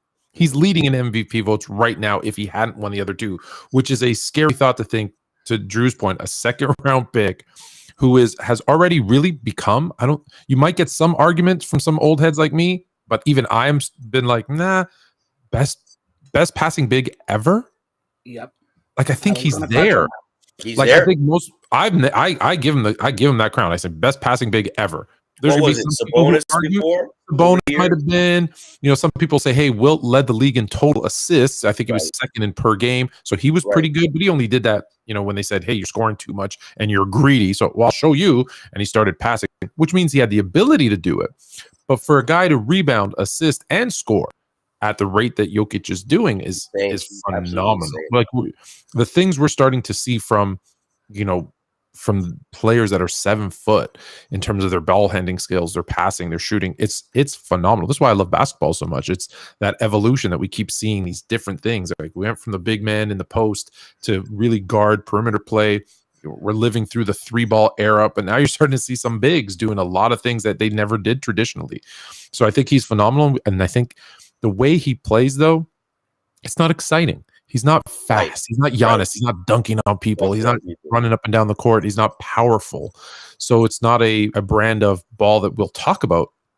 But for us kind of in the know, we'll watch and be like, wow, did you see what he just did there? Like that, there'll be a little shoulder move where he just draws the defender off and throws it the other way. And you're just like, that is amazing that he has the knowledge and ability to do that. So his mind space, his IQ, is incredible. And it's actually, again, sorry to cut you, Joe, the evolution of the game. And I think one show, guys, we got to have a debate, because I have a huge debate going on in one of my chat groups about MJ. I say he's the GOAT. I've seen LeBron come through. I think LeBron is close. I think he needs to win at least 1 or 2 more titles in order for me to give him that. But he's close. And there's that argument. They say, well, Jordan was playing against plumbers and electricians. And then they say now the talent is so much. But then again, the game is changing that you can't breathe on guys no more. And imagine if Jordan had that open space that he didn't have back in the day, he might have averaged 60 a game. So I'd love to have let's do who's the GOAT So show hold on one day and bring in names. Here's and two debate that. points I'm going to make. I'm going to go start off with Anthony here, okay? We'll touch on Jordan the next 2 seconds here. If I'm going to ask you who in the NBA right now would guard Giannis, Jokic, Doncic, and all that, who can guard him instead of scoring 40 points, make him score 25? Who in the NBA could guard these guys? Who in the NBA? What do you mean? Who in today's? In today's NBA, it has to be a little bit taller guy, lengthy guy, because you're talking Who could guard Jokic. Who could guard who? Jordan? I'm just saying, who can guard Jokic or the Greek Freak or Doncic? Let's say those are the best three or whatever. Oh, you're saying in today's NBA, who can guard them? Yeah. Let's see, you're thinking, because there's not a lot of people who can guard him. Sure, you can go Draymond Green, but he'll have 6 fouls in 10 minutes. I think those guys, you said what? Luka, you said who else? Jokic and Giannis. Yeah. I think they're all unguardable almost. I mean, the only thing with Giannis is he's not a great outside shooter. But the other two are pretty much, I don't think you can really stop Luka. If he misses a shot, he misses a shot. He does what he wants out there. And Joker as well.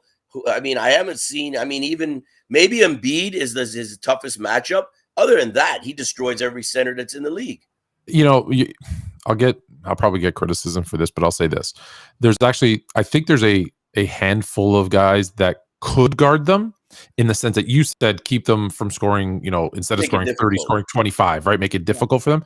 The problem is their emphasis isn't on defense, right? Like Embiid, if he said, hey, I'm not going to worry about the offensive end, I'm just going to shut down Jokic this game, he could slow him down significantly because he's athletic enough, he's long enough, he's tall enough, he can do it. If I don't want to say LeBron's like the easy one, but like if you think of any of those athletic kind of wings that and there's a lot of, their focus is on offense now. It's not on defense. And we see a lot of times, who's OG Anunoby is another guy who could probably can give those guys, like he could give Luka fits, pick him up full court, and it's just. But listen, we all know the team that scores the most points wins 100% of the games. So their focus is on offense, and they say, and we tell. You hear it. I'm taking a break on defense. I'm going to take the second or the third or the fourth best guy so I can get a break so I can be ready for that next offensive possession. So the question is kind of tough to answer because they're skilled to do it. There's perimeter defenders like Drew Holiday who can defend guards like really, really well. But it's, hey, let's focus on that offensive end. So I think there's some guys. There's defense. There's defense. Yeah, you look at a guy like Dylan Brooks. You look at a guy like Luguentz Dort. I hate to say it. Yeah, Dort, two of the best defenders in the NBA are Canadian. You know what I mean? And it's to me, it's the effort too, Anthony. There's a lot of guys in the NBA have the ability to play two-way. And when I talk to a lot of the young players in Canadian basketball, when I'm at my circuits or on, I tell them, make your mark on both ends of the floor. That's how you're going to stay on the court. That's how you're going to get that scholarship. When you show that effort, you're willing to take a charge. You're willing to slide. You're willing to jump into the passing lane, move your feet laterally, communicate on defense. That's when you're going to find yourself on the floor at most. Now, as you said, the NBA is about scoring, and most guys aren't trying to be up George, who I respect massively. He kind of tapered off a bit the last year or two, but when he was in his prime, was there a better two-way defender? And you add in a guys like Anunoby, those wings that are out there, and people keep saying, I know I'm touching a few things, trade Anunoby. You don't find guys like OG Anunoby on trees. Like if you have a player like that, you keep him. And to me, when you hear all this chatter about Anunoby, I really don't even believe it. I think Masai knows how valuable a guy like that is. He knows. I believe other people are calling. Right, that's where the smoke is, because I'm sure other people are calling. They want him. Hell yeah! He should be all defensive player. Absolutely, yeah. All right, I think we missed Kawhi too. Kawhi, when healthy, could probably be one of those guys too. But it's interesting. Is that I try to correct people all the time. offense is considered skill, defense is considered effort. Effort. Although both can be, both are skills. Like you can Yes. get better at defense in terms of positioning and hands and all that kind of stuff. There's a lot of skills that go into defense. But if you have no offensive skills and you just try really hard, it doesn't matter that you're trying really hard. If you have zero skill, you're not going to score the basketball. You're just going to run around and you're not going to be a good offensive player. The beauty of defense is if you do lack skill on defensively, you can make up for that with effort. And so to your point, when you're talking to younger players, it's, hey, show us your skill on the offensive side. Yeah. Show me your effort on the defensive side. Because if I'm going to give a guy a scholarship, I need him to have both. And you know what, Anthony? I also say to them, you guys are so good, you can score with your like blindfolded. Pretty much a lot of these the high prep level players, you can score at ease. But are you going to put that effort in, as you said, defensively? Because when a coach is looking at you, remember, the higher up you go, the less you're going to be able to show offensively what you can do. Unless you're like, a Ja or whoever, like the top scorers. But if you're a decent scorer, when you get to college, you have to play a role. If you want to get to the NBA, you have to play a role. You have to find 2 or 3 things that you can hang your hat on before you can even try to get a chance to shoot the ball. So remember that. You got to simplify and make the game easier. And that's what guys need to do, even in the NBA. Guys are trying to think that they could do what they did in college and high school. No. Hold on. These two guys we get tricked. Yeah. We get tricked because in high school, all of us were the best players in high school. Right. Then we go to university, and if you're the best player on your university team, you probably make it to the NBA, maybe. Well, now you're less. The chances of you being the best person on that team go down significantly with every level you go up. That's right. Okay, so I got a couple final points before we close it out here.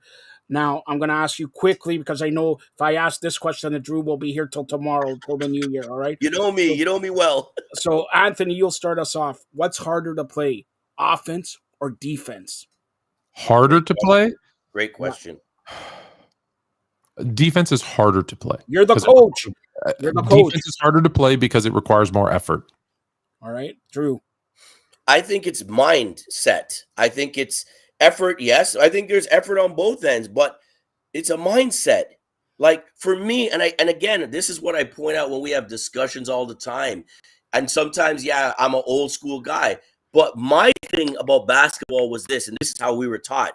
When I get on the court, not only do I want to score more than that person, but it's not even important to me as a point guard. My thing was, getting guys the rock.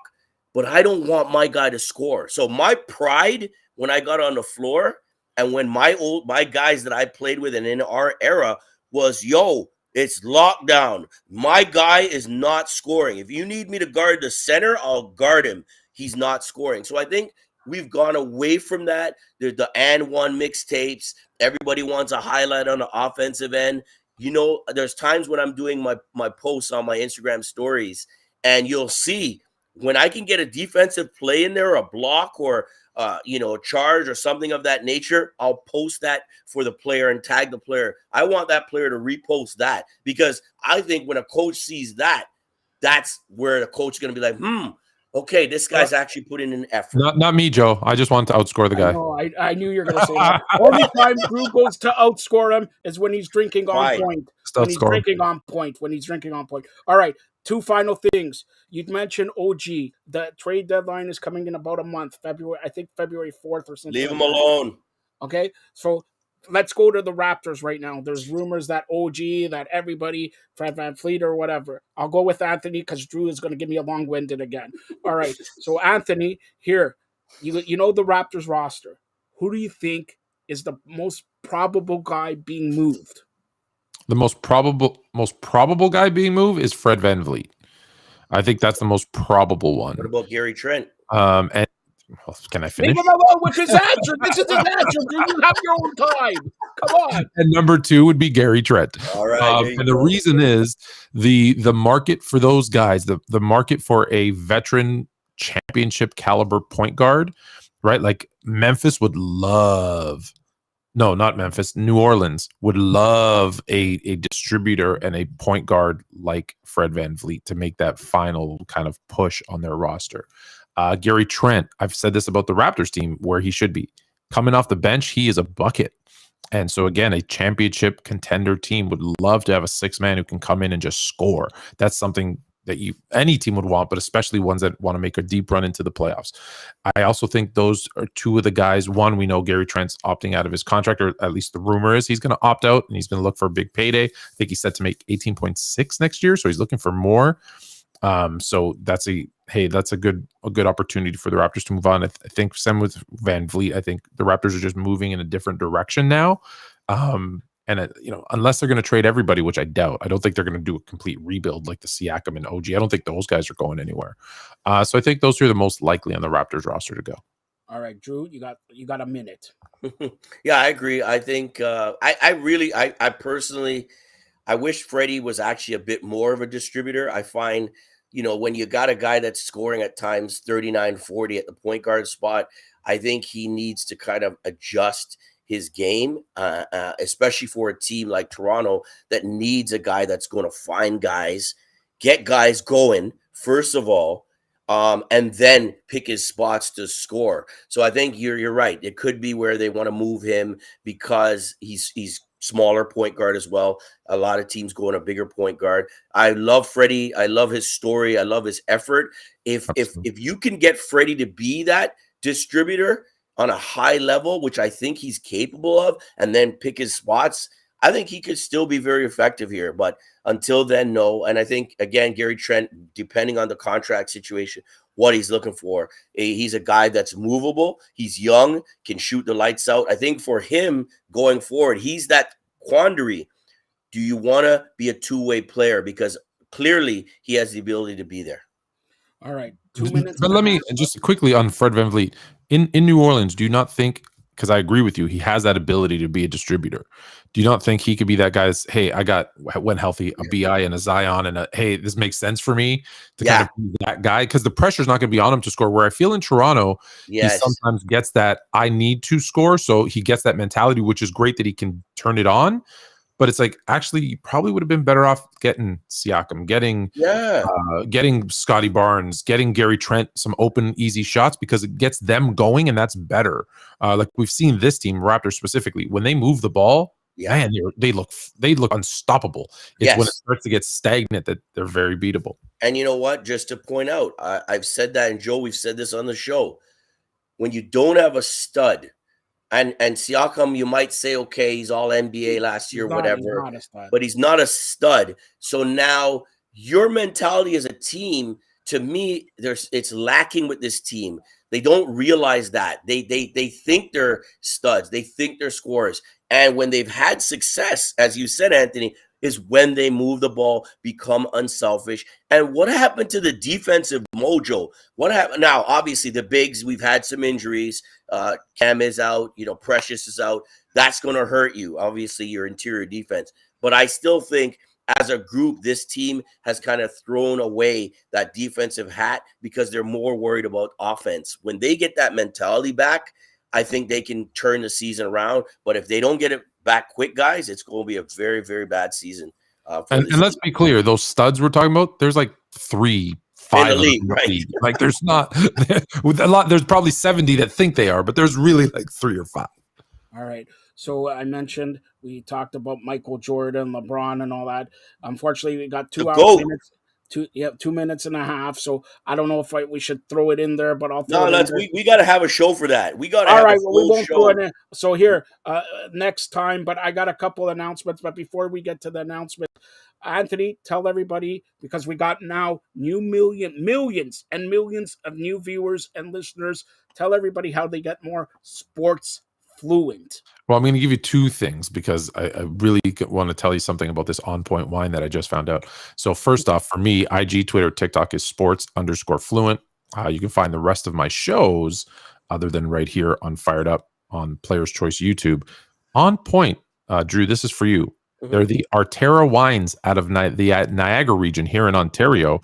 And they've done this On Point wine in collaboration with Weight Watchers Canada. This is a healthy, low-calorie wine. This is perfect for you. No, wait a minute. Drew Ebank's never been on Weight Watchers. Look at him. Come on. Never mind. I shouldn't talk. All right. Thanks, Anthony. Thanks for proving my point. I'm fat now. I got you. Welcome to 2023 soon, Drew. All right. It's the resolution. Again, we're proud. We're proud to have Anthony K here, getting you more sports fluent. Check out all his programming and all that. Anthony has been a definite asset to the Fired Up Network, and hopefully in 2023 will be more of an asset and not take away the it. All right. So, so Drew Ebanks, you got 24-second shot clock. Go ahead. You know where you can find me, onpointbasketball.com, onpointbasketball on Instagram, OPB Ball Events on Instagram if you want to find out what's going on.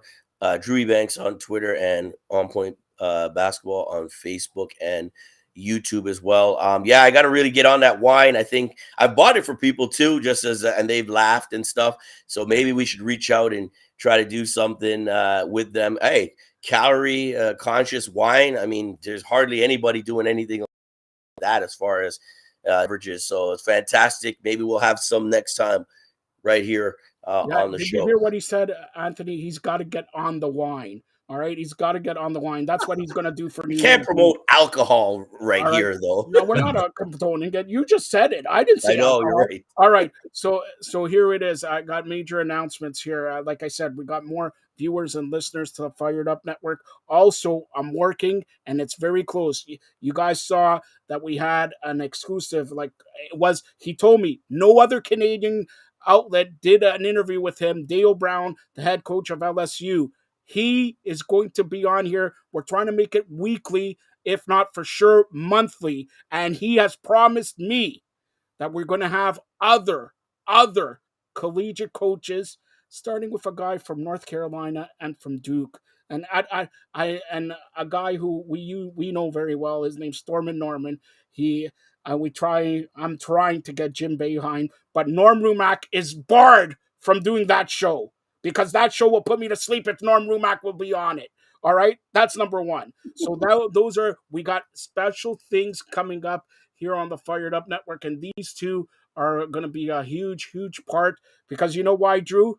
We're fluent, and we're on point and on location. And Drew, you know what? I'm going to ask you, you're a man of the team. You kick up the jams. You do everything. What are you doing for New Year's Eve? I know you're drinking On Point, but what else? I'm gonna have to pick some up yet. I'm actually still trying to figure it out. Maybe dinner with the lady, and then probably just relax and chill. Sometimes I've gone to like smaller house parties, things like that. If I know somebody's having something at their place and they invite us, I'd love to do that because I love to be around people. But it's probably going to be a nice, easy, chilled night. And then I got Monday off, so relax for a day, and then it'll be back to business right after that. So I might as well enjoy the next few days. I'm working though. I got my day job today and tomorrow. Anthony, did he say he's going to be more fluent and chilled? Is that what he said? I think that is what he said. Yeah, which is tonight at 9 p.m. on the Players Choice Network. Join us for Fluent and Chill. There you go. The shameless plug. No wonder me and Anthony have good chemistry here. All right, Anthony, yeah, you do. What are you doing for New Year's? I much like kind of what Drew enjoys. We are going to have a small. You're going to be on location, right? Intimate affair at a little house party. What's that? I love that. Drew is on point on location. You're going to be on location at a house party. I am going to be on location at a house party. Absolutely. Right. So I want to wish everybody out there, to you guys and everybody, all the. What are you doing? What am I doing?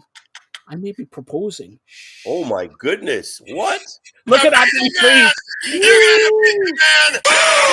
That's right. Give me a bunch of woos. Come on, give me a bunch of woos, man. He's on board. How do you, Anthony? I got to ask you this. You're famous for Greek, but how do you say, "Will you marry me" in Greek? Oh my. Well, okay. You start with first the "I love you," so "Sarapao." Hold on, Drew. Come on, repeat. Write it down, Joe. Write it down. You know that part. You must know that part. You don't know. I want Drew to repeat. So, how do you say "I love you" again? Sarapao. Sarapao. Yeah, you got it. All right. Thelo the pandriftume. That means I would like to marry you. Yes. Go ahead, Drew. Repeat that. The Pandeftume. Zelos the Pandus Tulith. That was hard. Drew, first of all, you asked guys me to got the marry you. TH The going answer on is there. no. No, all right, Drew? I'm not going to marry you, all right? That's the answer you asked me. All right, stay tuned for more great programming here on the Fired Up Network. Again, Happy New Year to Drew and to Anthony and to all the fans and families of On Point Basketball and Fluent. And again, these two are going to be a huge part of the Fired Up Network. Any last comments, Drew? Man, just I'm so happy always when I see our Canadians doing well. Marcus Carr of Texas, 41 points. That's the most points scored by the Longhorns in, I think it was 1996. So what is that? 28 years. He's a guy to watch out for the NBA. I call him a mini James Harden doing his thing. And another one, AJ Lawson. I just recently interviewed him at the 905 game for the Skyhawks. He got picked up by the Dallas Mavericks on a two-way contract. They're got some injuries, and I think AJ at 6'7", a lights-out shooter, athletic. I think you're going to see him have some time. And it's funny, I was looking at the night Luka scored the 60 and they beat the Knicks. AJ was actually there for that game. He was on the roster. He was in the warm-ups and everything. So we just keep proving the world, like Canada, we're a force in basketball, and it's great to see. And by the way, Anthony, Drew failed math. It's not 28 years. 1996 is not 28 years. 26. All right. Okay, 26. Give me a break. All right. I'm old. All right, Anthony, any final comments? I just say congratulations, hopefully, to the future Mr. Papadopoulos. Hey!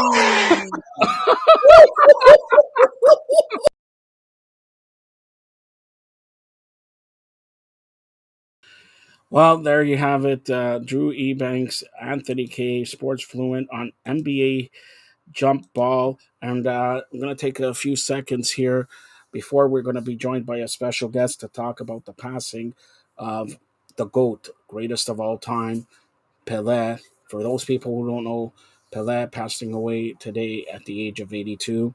Pelé is like the equivalent of Wayne Gretzky in the soccer world, playing for Brazil, winning 3 World Cups. The World Cup just finished, Argentina winning it. Before there was Maradona, before there was Messi, before there was Ronaldo, there was Pelé. Pelé, in my eyes, and I'm a little bit old to witness him, Pelé was the best soccer player ever in professional football, like they say, soccer. Again, passing away at the age of 82. And we're going to have Carmen Asako in just a couple seconds to talk about that. And don't forget Carmen, John Freeman Nelson, and hopefully Giancarlo Lino with myself will be on the soccer show tomorrow, talking more about Pelé, talking about the World Cup and everything like that.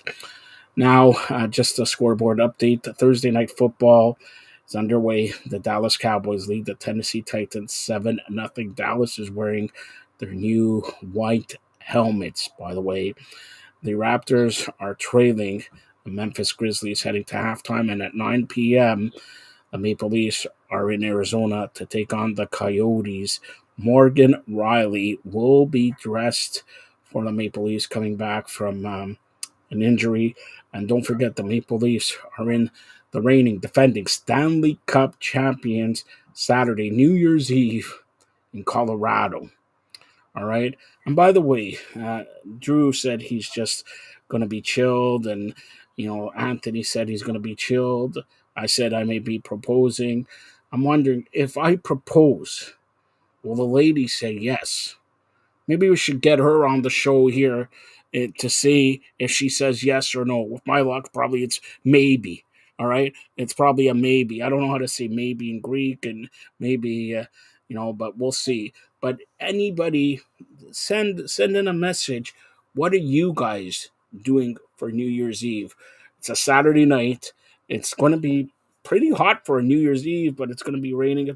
They say here in Toronto, where we're based out of Toronto, Ontario, Canada, it's going to be 11 Celsius. That's about 52 for a New Year's Eve. I don't remember when it's 52 Fahrenheit for a New Year's Eve at all, but hopefully 2023 will be a better year than 2022.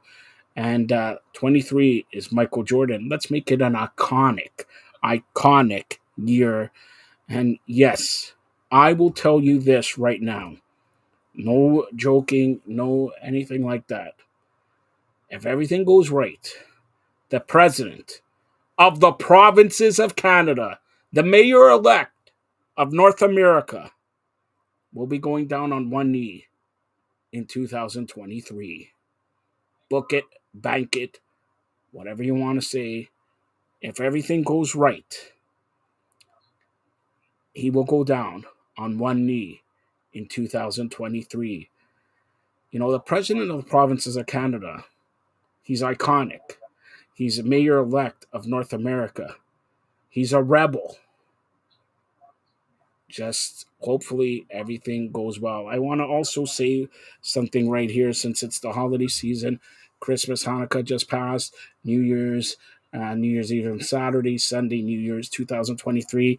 We're just waiting for Carmen Asako here. Hopefully Carmen will join us. If not, I'll throw it to another Hall of Famer, John Freeman Nelson, giving the preview of Week 5 in the National Lacrosse League. I just want to say here, through COVID, through this year, through last year, and all that, hug the loved ones. Don't forget your loved ones. Don't forget your mother, your father, your son, your daughter, grandma, grandpa, sister, brother, aunt, uncle. I don't know if I missed anybody, because in a second, in a real second, they can be gone anytime, and you don't say goodbye. And that can haunt you for the rest of your life. So it's the holiday season, and just be good to the people, who really are your heart and soul. Okay. And never forget, we were put on this world because of all this stuff that, shootings and crimes and everything like that. We're people, man. And just be kind, be respectful, and always give a helping hand, especially this time of year, to the people who need it most. And, and I'll get personal here. Unfortunately, can't see my uncle who's in a home. Remember, even though they don't know or they don't remember or whatever, the presence is your present for the holiday season. All right. So again, that's 2022. A year started off with Mr. Orange there. All right. And 2023, let's hope it's a better year for everybody. Looking back over the last, I was telling this to John off air, over the last 3-4 years, this day, day before, and everything like that, we have lost, John Madden, Johnny Bauer, and now Pele. And now we're joined by Carmen Asako to talk about the great Pele here. Carmen, first of all, thank you for joining on late wise. We'll be back here with John, myself, Giancarlo tomorrow. But Carm, here we go. We sort of expected this with Pele. He was in hospital and everything like that. In my eyes, and I know you a long time, in my eyes, he was the best footballer, soccer player in the world, equivalent to Wayne Gretzky. What would you say? Yeah, I mean, I think there's a group of players that he's in the top 3 for sure as far as impact of the game, as far as all those things that should matter, the important things. And he always kept to the integrity of the game. He's one of those players that always turned down the big things, like as far as always staying in Brazil to play most of his professional career, other than a North American Soccer League, where he played with a very good friend of mine as well, Robert Yarushi, with the Cosmos. And yeah, and he was the first incredible icon of the game that we can all remember. Obviously Maradona Others came after him, and most recently the icon legend of Messi came through. But all these people wouldn't exist without Pele and without what he did for the game. And I think that as far as the world's most popular sports concerned, when you equate popularity and when you equate the game and you equate the integrity of the game and everything right about the game, the first person you talk about is Pele for sure.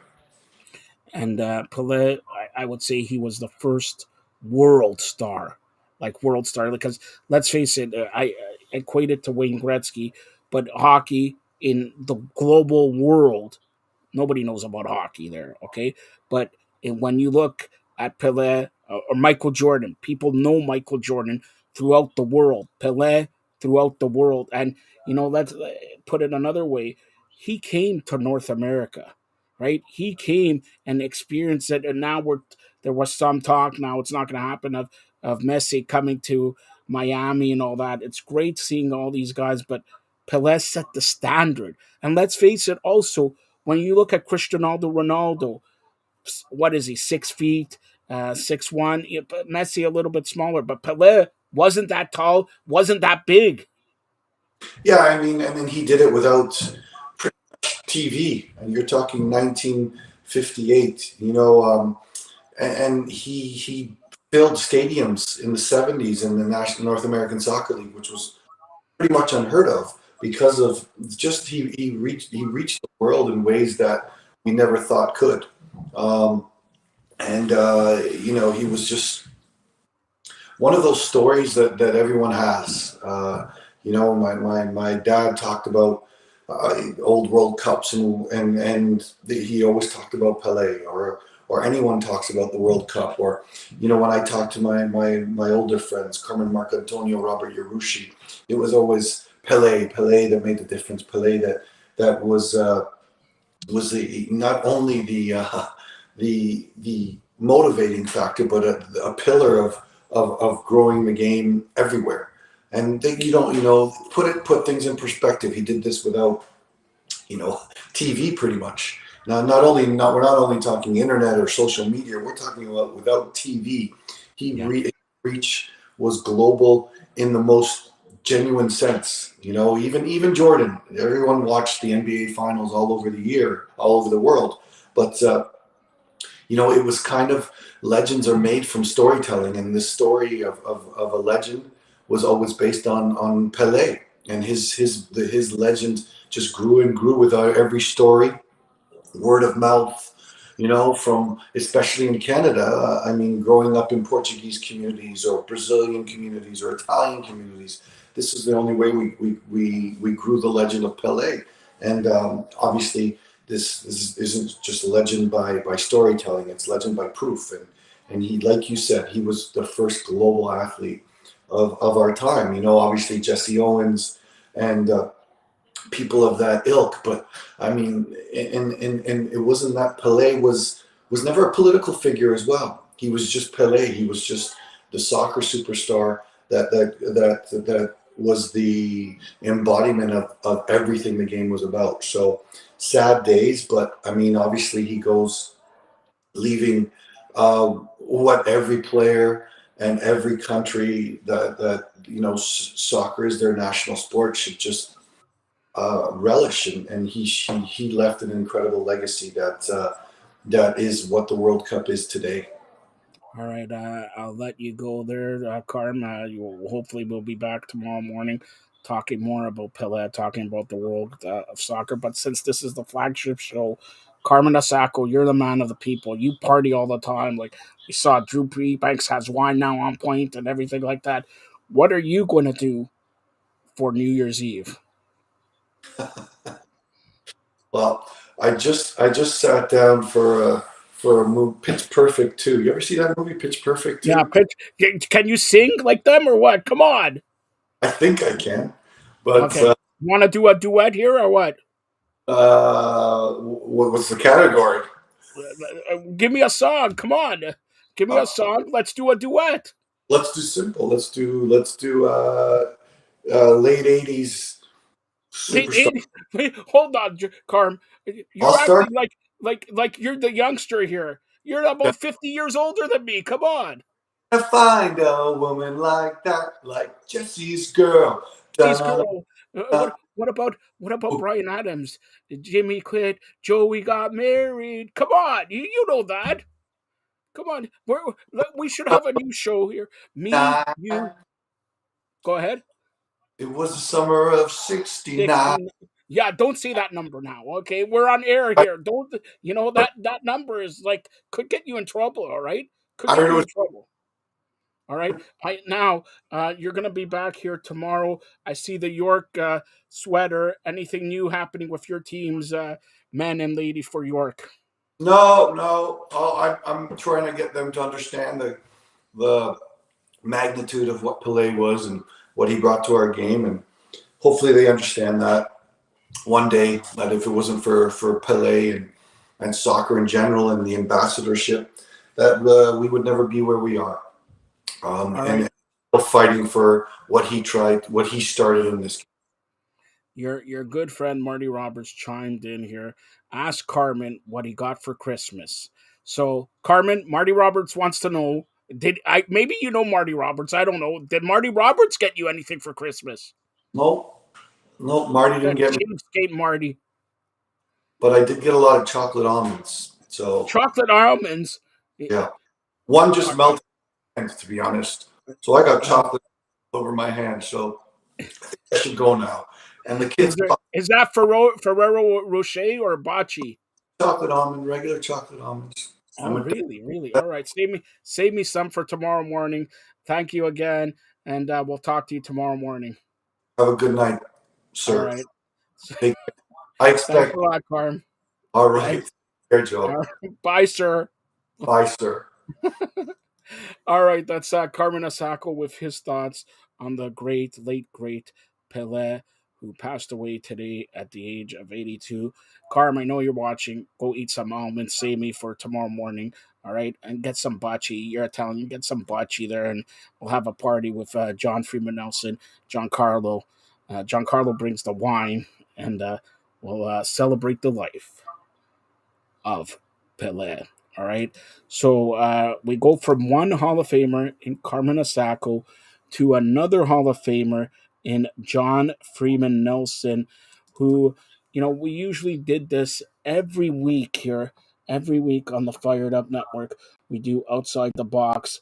Well, this is the season premiere of Outside the Box. Hey, everybody, this is Joseph Pasek, and welcome to the Fired Up Network. Welcome to, Outside the Box for the first time this season with John Freeman Nelson. We were busy. We were busy with the World Cup of Soccer, with, OSG Sports covering it and Fired Up Network covering it. We got some guy who continuously bothered me, Carmen Asako, Carmen Asako. Yeah, Carmen Asako, who never gave us Nino D'Aversa, not even for Christmas. D'Aversa.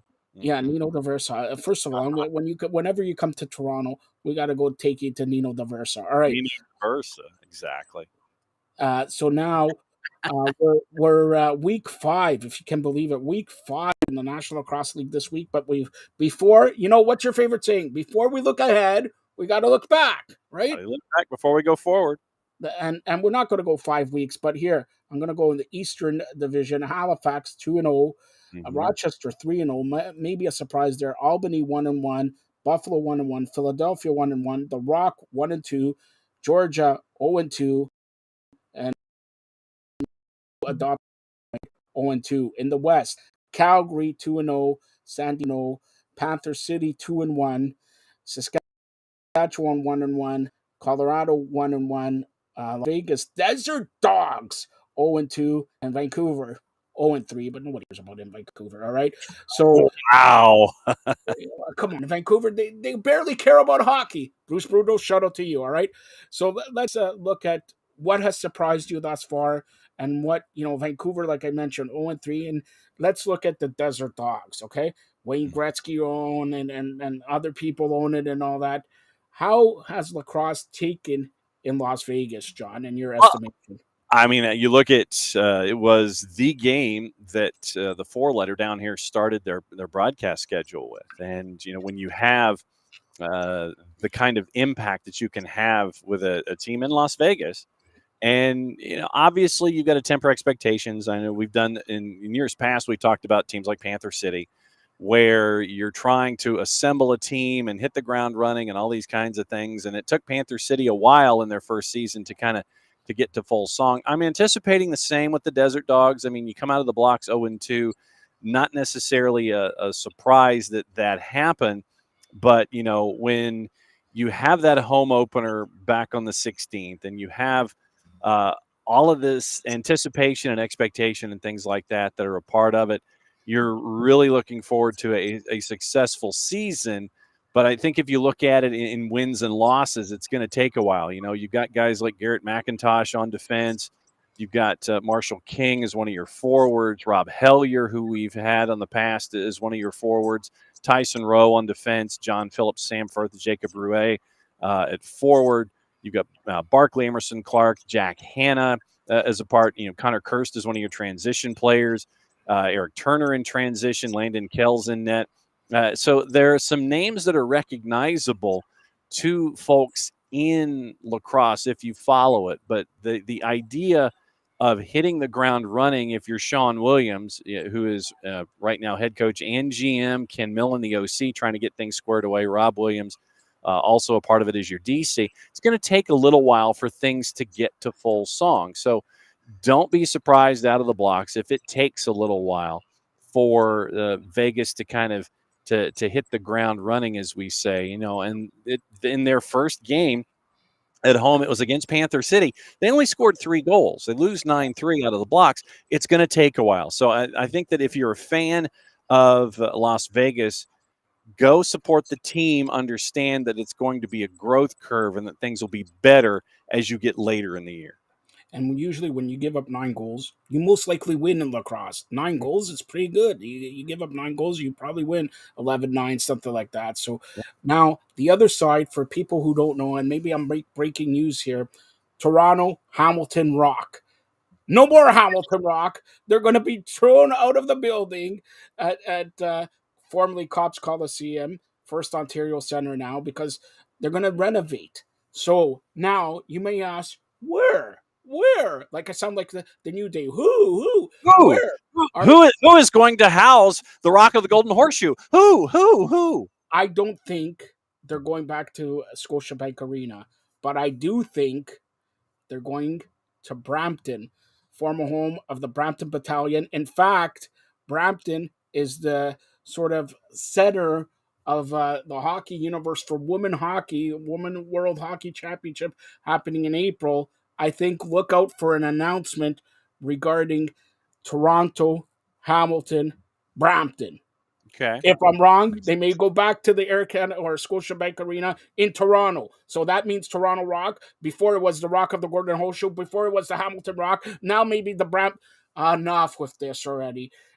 And I feel so bad for the Toronto Rock. The Toronto Rock here, they were a staple. Maple Leaf Gardens, or now Manamy Center, Right. Scotiabank Arena, Air Canada Center, staple. They had 10, 7, 10, 12, 15,000. And now they moved to Hamilton thinking they're going to get Saturday night's games. They played one season during COVID. One season, we're in COVID, we're out of COVID, and now they're thrown out. For 2 years, it looks like. For 2 years. Yeah. So now they got to find a new home. And, in Brampton, I don't know. Maybe they find it in London. But from what I hear, and, I have sources all over the place. Sources. Yes, sources. Brampton is the place they may house the Toronto Rock, or is it Brampton Rock or whatever. But that's again something new from the National Lacrosse League that they have to deal with all the time. Yeah. All the time. And since this is our first show of the year, they also have a new commissioner.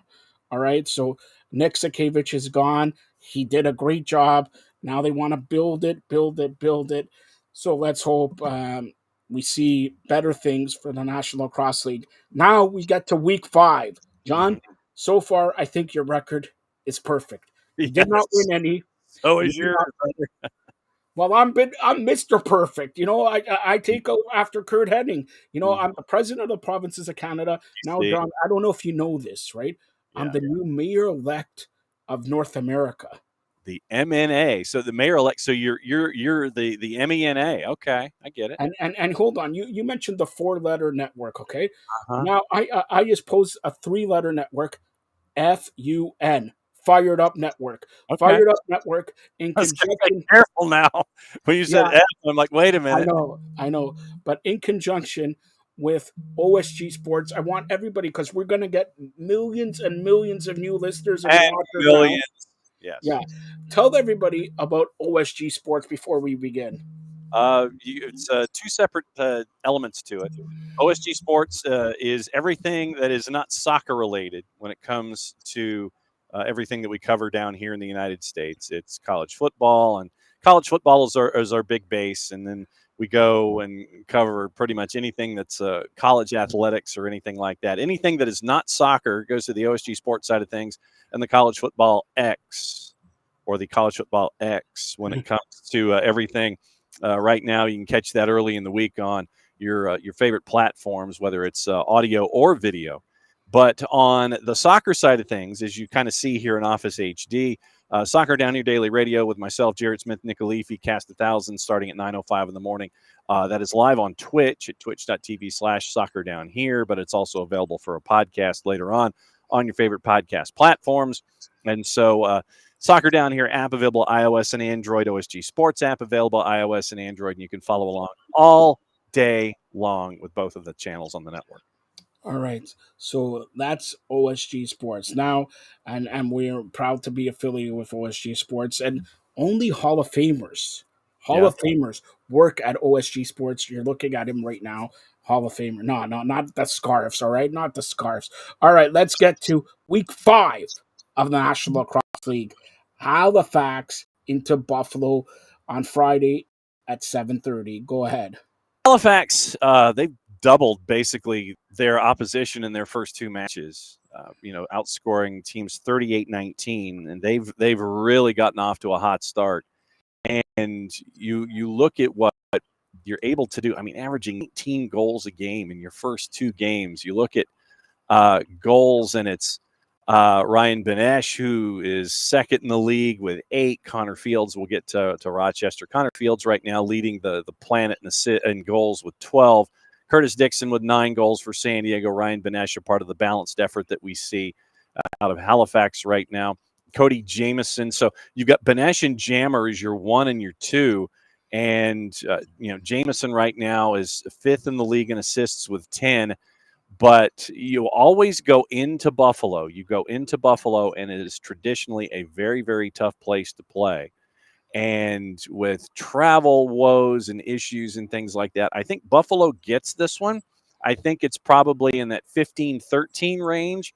I think the Buffalo, always traditionally tough at home, bringing everybody back from last year. I'm going to go with the Bandits in that one. By the way, Buffalo Airport just opening up, by the way. There was a question about this game, but they are going to play it in Buffalo.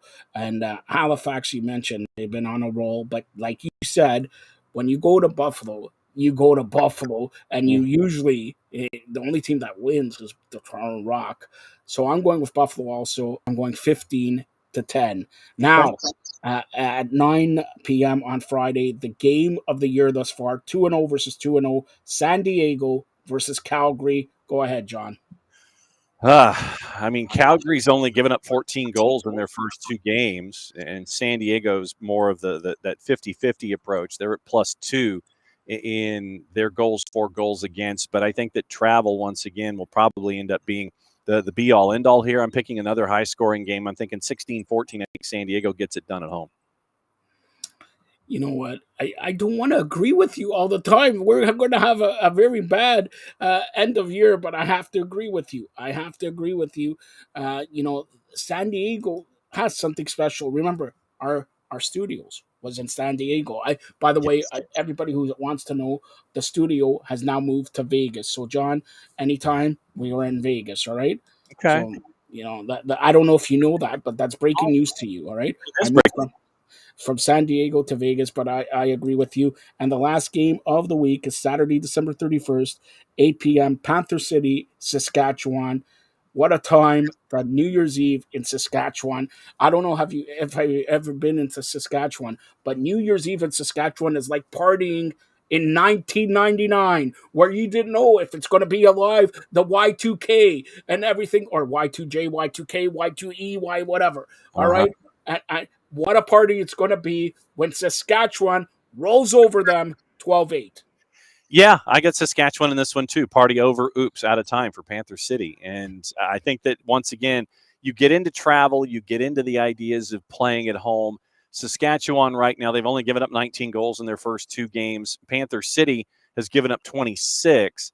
And remember, you're looking at 3 games, and only 3 of those were scored by Vegas in Vegas's home opener. So you look at the other 2 games, they've given up 23 goals. That's averaging 11 and a half on average outside of the game against Vegas.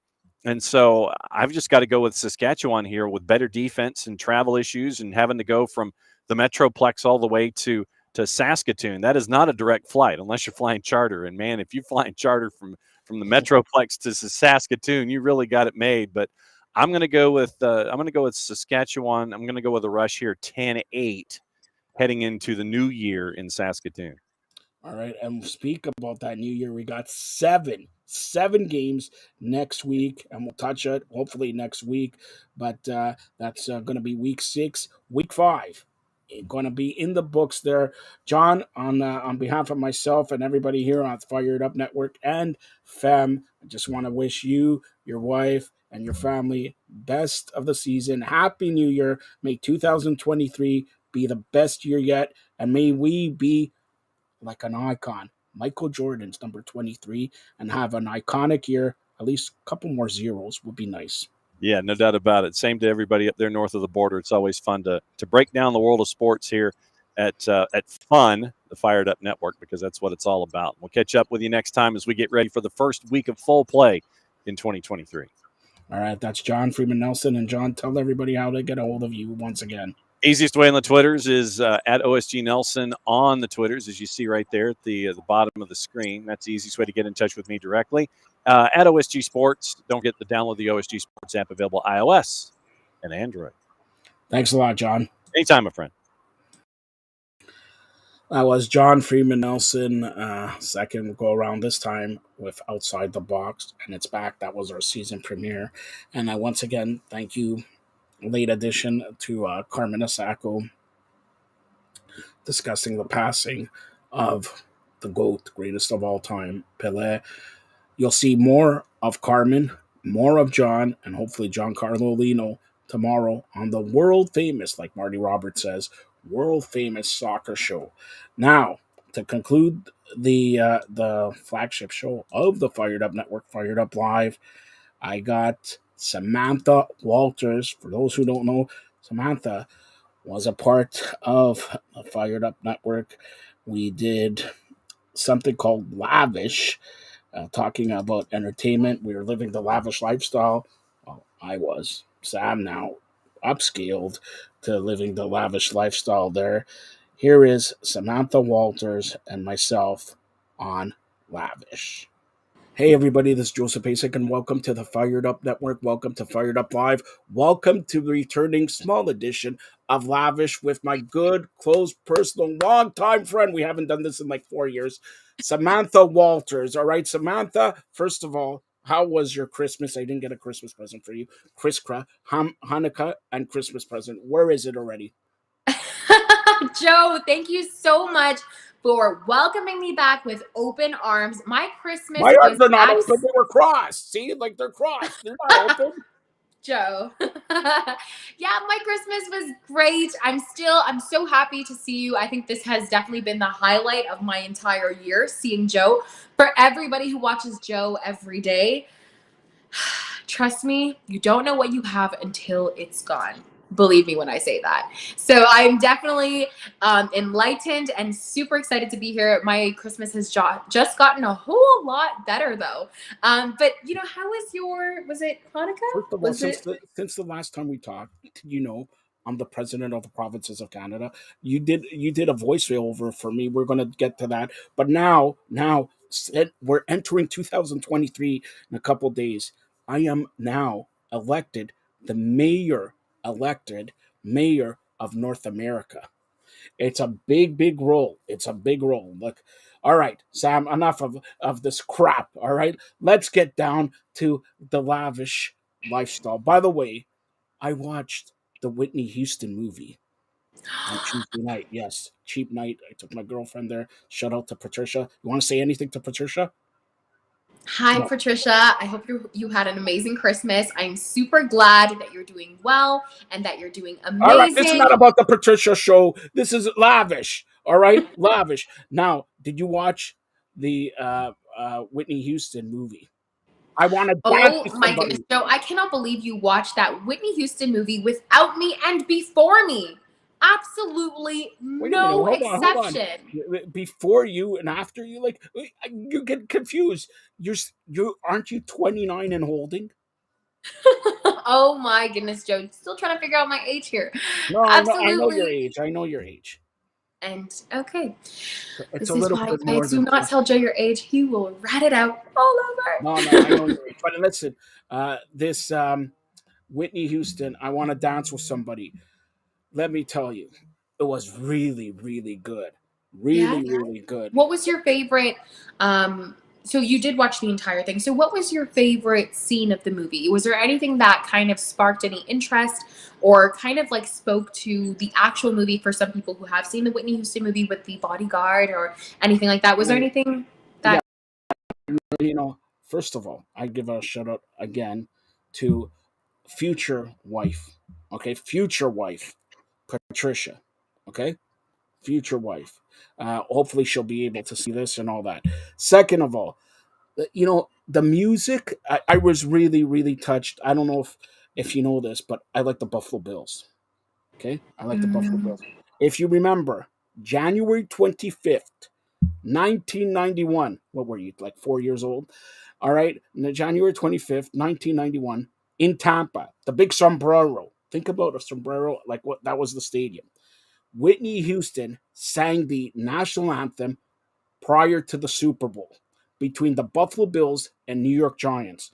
That national anthem was the best national anthem ever, ever, ever. And it reminds me, it was the Bills and the Giants. Bills losing because Scott Norwood 48-yard field goal went wide right. Okay, forget about that.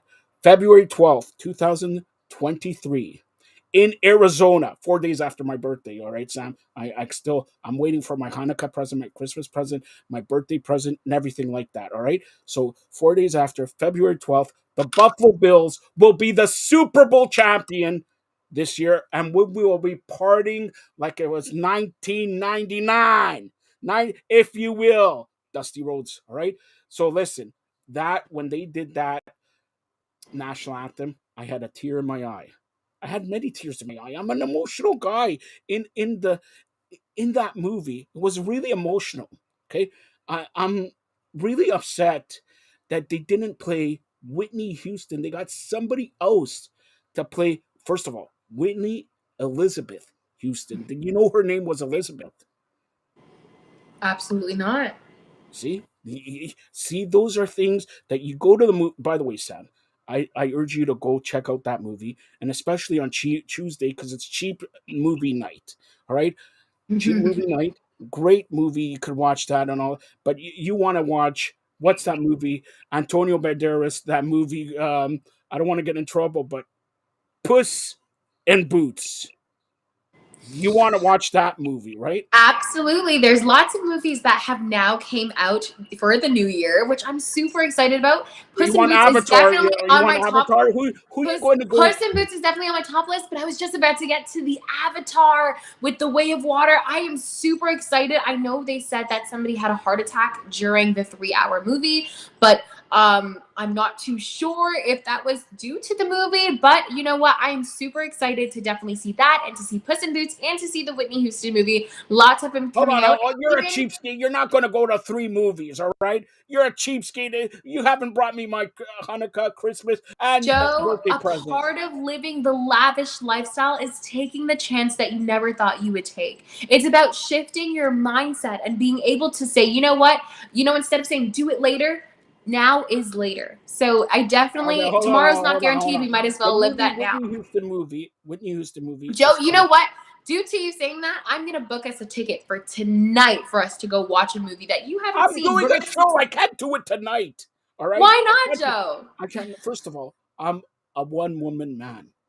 All right. I have Oh eyes no, and a guys. ring This is and what I everything. was scared of. Now Joe is completely occupied and just not available.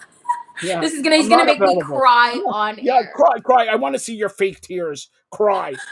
Don't cry for me, Argentina. Wasn't that Whitney Houston's? Never mind. Oh, All right. speaking of candles, Bath and Body Works has been handling a Hold sale. on. What is this? First of all, don't put Bath and Body Works out there until they sponsor this lavish lifestyle. Well, they should sponsor us for Hanukkah. And Hanukkah's over. Did you play your harmonica? Did you put on your yarmulke? Did you sing to the Seattle Sonica? Oh my goodness. All right, listen. It looks like you are living the lavish lifestyle. Last time you were on here, you had a gray screen and everything like that. It looks like you moved on up. Did you get a new house with the money that I'm paying you? Joe, I definitely moved on up, and I realized that it was You live all with George Jefferson? Who told you? Who told you? Easy. Mr. Jefferson and I, it's private. Should I open the can and say you go after older gentlemen, like 75 and older? Is it 85? Never. What is that? Better be ginger ale. They're not some. It is ginger. Oh my goodness, Joe, how'd you know? Can you see the? Oh, you can't see the fizzies, but it is ginger ale. Are you sure? You know we're a couple days away from New Year's. You got any big New Year's plans? A lot of people have been hitting me up about New Year's, and I was All right, hold planning on. That's not the truth. A lot of people. How many people would you say? A lot of people, like 2 or 3? Joe, you know me so well. That's a lot. So that your sister and who else? Oh my goodness, Joe. No, but I'm going to be going to New York this New Year's, which is my first time going to the States. Hold on. It's Buffalo. Put the brakes on. You're telling me you're going to New York, Ontario? There's no way you're going to New York for New Year's. That's expensive. Are you? Listen. Well, it's not New York. It's Buffalo, New York, but I'm hoping that they have a lot of buffalo chicken wings. I'm hoping, Joe, that it's called Buffalo because of their buffalo chicken wings. I'm hoping that they have a lot of that. I'm going to be so disappointed if there is no buffalo wings in Buffalo. So please, Buffalo, if you are listening, please get those wings ready. I'm ready to try your buffalo sauce. Just like I'm hoping if there's Philly steak there, same thing with Buffalo. I'm super excited. This is my first time going to the States. I've always went to Niagara Falls and looked over the border, but I'm hoping those plans go through. If not, I'll be going to parties on New Year's. Parties? Well, who's going to invite you to parties in Buffalo? Buffalo, there's nothing happening in Buffalo. You're Buffalo, right. I'll be home lighting a candle and drinking ginger ale, everyone. Cheers to the New Year's. All right, so the 2022 lavish lifestyle. You drive a lavish car, a Honda Accord. What was your highlight in the entertainment world for 2022? The highlight in the entertainment world for me was when I think it was the Selena Gomez documentary that came out, actually. Shortly after, I think that's when the Prince, the Prince and the Princess, when they came out with their a lot of people have been coming out with different documentaries opening up about a lot of different issues that are going on in their life. So with the Selena Gomez one, she's been working from when she was younger. For a lot of you guys who know the show Barney, Demi Lovato and her used to be on it. Barney, and not the purple dinosaur. Barney is a dinosaur. Yeah. No, give me the song. Give me the song. I don't remember it. Come on. Barney is a dinosaur. I don't know the rest of it. What is that? Come on, kicking the jams out. We need that background music for the Barney. I don't know. I don't know it. I don't remember. But she did come out with a documentary that was talking about, the industry, her mental health, and how she was, admitted to rehab and so forth. And I think that these type of documentaries, even with the royal family releasing one and Whitney Houston's, well, that one's more of a movie, but all these documentaries that are coming out has definitely been speaking to a lot of seasonal depression that a lot of people have been facing and a lot of mental health issues. And a lot of things that are going on behind closed doors. And I'm so glad that you asked me this highlight, because I think that it's us taking a step forward into making these conversations more normalized to talk about. With everything going on, especially with the pandemic that just hit us, a year back. It's definitely something that I like to see. I think it's a step forward in the mental health industry, and to be able to have a space where we can see that, and to have influencers who speak about it. It definitely does take a big toll on everyone's life who has dealt with that. Joe, do you have anything to speak on that issue itself, or have you heard about the documentary that came out, or Yeah, of anything this course. year? I have heard about the documentary, and now through COVID times, and it's not been a year; it's like 3 years almost or Mhm. more. Like let's face it. Here's another thing: COVID got us at home, got us, thinking about each other and all that. And there's more violence than ever in the world. There's more violence than ever in the world. And Sam, I gotta ask you this, and I'm being serious. As the president of the provinces of Canada, as mayor-elect of North America, and all that, do you wear your mask? On public transit, if I'm going in public spaces, I do. I know recently with the, mask mandates being lifted, a lot of people have not, and I haven't worn it in some places, but I always tend to do it when I see other people are doing it too, just to be respectful. For example, if I'm in an Uber and he's wearing his, then I'll put on mine. It's really, I'm starting to take it off, but I was always one of the stragglers that were kind of hesitant to, because I know not everyone has had their vaccination, or they have mixed opinions on that. Have you got vaccinated? Yes, I have my booster. And how many shots did you have? 2, 3, 6? What? I had my first dose, my second dose, and then I had a booster. So That's like it. 3 times. 3 times. Just 3 times, Right. yes. And you heard of some people having 3, 4 times, and then they having medical issues like Yeah. a cardiologist and stuff like that. Like there's something Yeah, fishy going on here. There's something banana-y going on here with this COVID situation. right. And Due that to the that's industry I work in, I had to get my shots. I did I have a never friend. gave you a mandate. You work in the entertainment industry. I never told you. Absolutely. But going into the studio, Joe, because other people were interacting there, I needed to get it. But I do have a friend whose father passed away after he did take his vaccination, and I know it made my friend hesitant to take his. There's a lot of different things that are going on. I remember the first time I got my vaccination, I waited to grow an extra toe. I was waiting for a nickel to stick on my forehead and things to happen, but nothing Okay, well, magical. hold on. Get a nickel. Get a nickel. You said a nickel to stay I on your don't have forehead? change, Joe. Only credit or debit. Does a nickel stay on your forehead? They said that it was gonna stick. I was gonna be, some All right, sort of hold on. We magnet. got a question from the Oh, some live sort of audience. magnet. Maybe I became a magnet for men. No, there's still nobody. So Being a magnet for men. Like, don't even get me started. Now, listen, we have a question from Marty Roberts. All right. He Mhm. says, great to see Samantha Walters back on the Fired Up Network, lavish and all that. Two-part question. Is she coming back a one-time deal, or is she coming back regularly? This is forever, baby. We are totally doing this. I am super excited to be back. I know I took a long and hard break, but it was definitely good to release all the stress that I had built up inside of me. I definitely encourage it for everyone, but I am back for good. What And stress Marty did you Roberts, I have? hope you had Hold an on. amazing Christmas. You I said you had cannot wait to stress. see you. You said you had stress. How do you relieve stress? I take 5-hour-long baths, which is Who insane. has time to take 5-hour-long baths? I do. I do. I make the time to do it, Joe.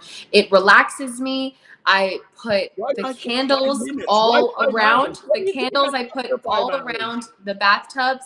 I put salt in the bathtub and bath Salt. bombs. Yeah. Bath All salt. right. So it's New Year's Eve Saturday. All right. New Year's Eve Saturday. Okay. What's your tradition for New Year's? Do you drink sweet red wine? do you go out and party like it was 1999? You go out to clubs? Do you go up to like is your tradition for New Year's Eve?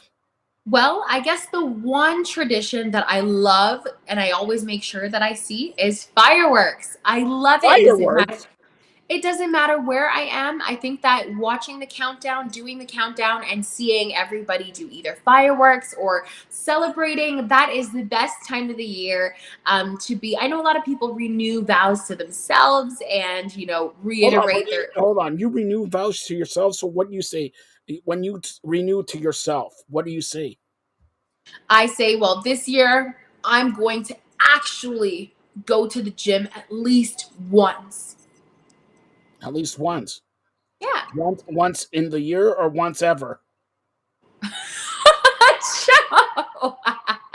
Way to just expose me right on here. I want to give a shout out. Hold on. I want to give a shout out. It's the holiday season. So belated Merry Christmas to your mom, your brother, your sister, your dog, everybody at the Scarborough Shooting Stars that you covered, Scarborough Shooting Stars, Patricia, Marty Roberts, Jessica, who else am I? Jen Connor. Jen Connor's getting married. I'm not even invited. This is ludicrous. They said I could bring a +1, Joe. No, I'm not. Believe it, I'm not a +1. I'm the one. I'm the one. Whoa, weren't you just saying that you were a one-woman man? Yes, I'm a one-woman man. So if you are the number one. I am number one. All right? Number one. Now, we're going to close this out, okay? You know that New Year's song, "May old acquaintance be forgot and never." You know that song, right? Mm-hmm. No. Do you know it or not? Yes. Sing it. I don't know the words. What do you mean you don't know the words? I know the tune. Joe, I don't even know the words to... Do the tune. Come on. Okay, I'll do the tune. You do the words, okay? Yeah. Old acquaintance, que tenga un buen año nuevo, the Feliz Navidad, Happy New Year, all the best. What language do you want me to say? We can do that. Feliz Navidad. No, Christmas is over. Did I want you the next time to sing with Adam Sandler, 8 Crazy Nights? Yes. No, you don't want to sing with that? All right. Absolutely. So we're going to be back here for Lavish throughout the year. And now, Sam, more and more people are watching you. We're on all these platforms and everything like that. Female empowerment movement, part of the Fired Up Network. Are you excited? And here's the last question. I'm going to ask you, what's your New Year's resolution, but what would you want to accomplish in 2023? I know what I want to accomplish. I know a lot of people want to see me go down on my knee. All right? Want to see me go down on... What are you laughing for? A lot of people want to...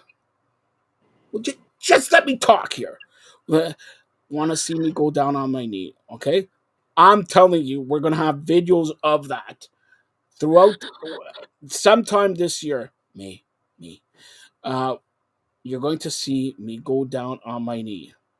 That's all I'm saying. Could be for a wedding proposal. Could be that I'm actually going down on my knee for $5, 25 cents, something like that. All right. Could be like that.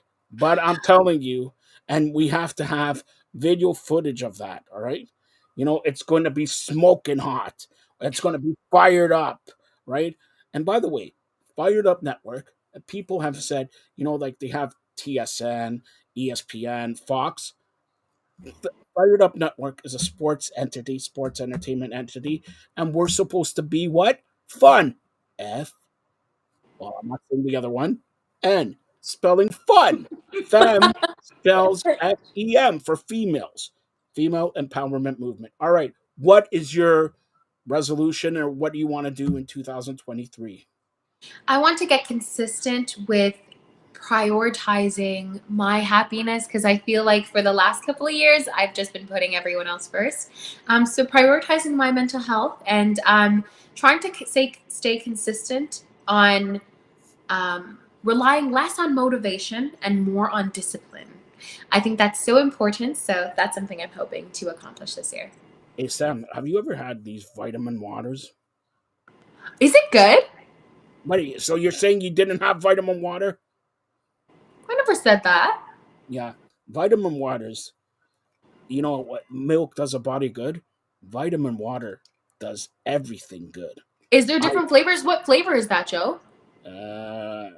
Blueberry pomegranate. I never took you for a blueberry type of guy. Is that your favorite color, Listen, Joe? I like any type of berries. Strawberries, blueberries, red berries, blackberries. Blackberries 20 years ago I liked it, but not now. All right? That's all I'm saying.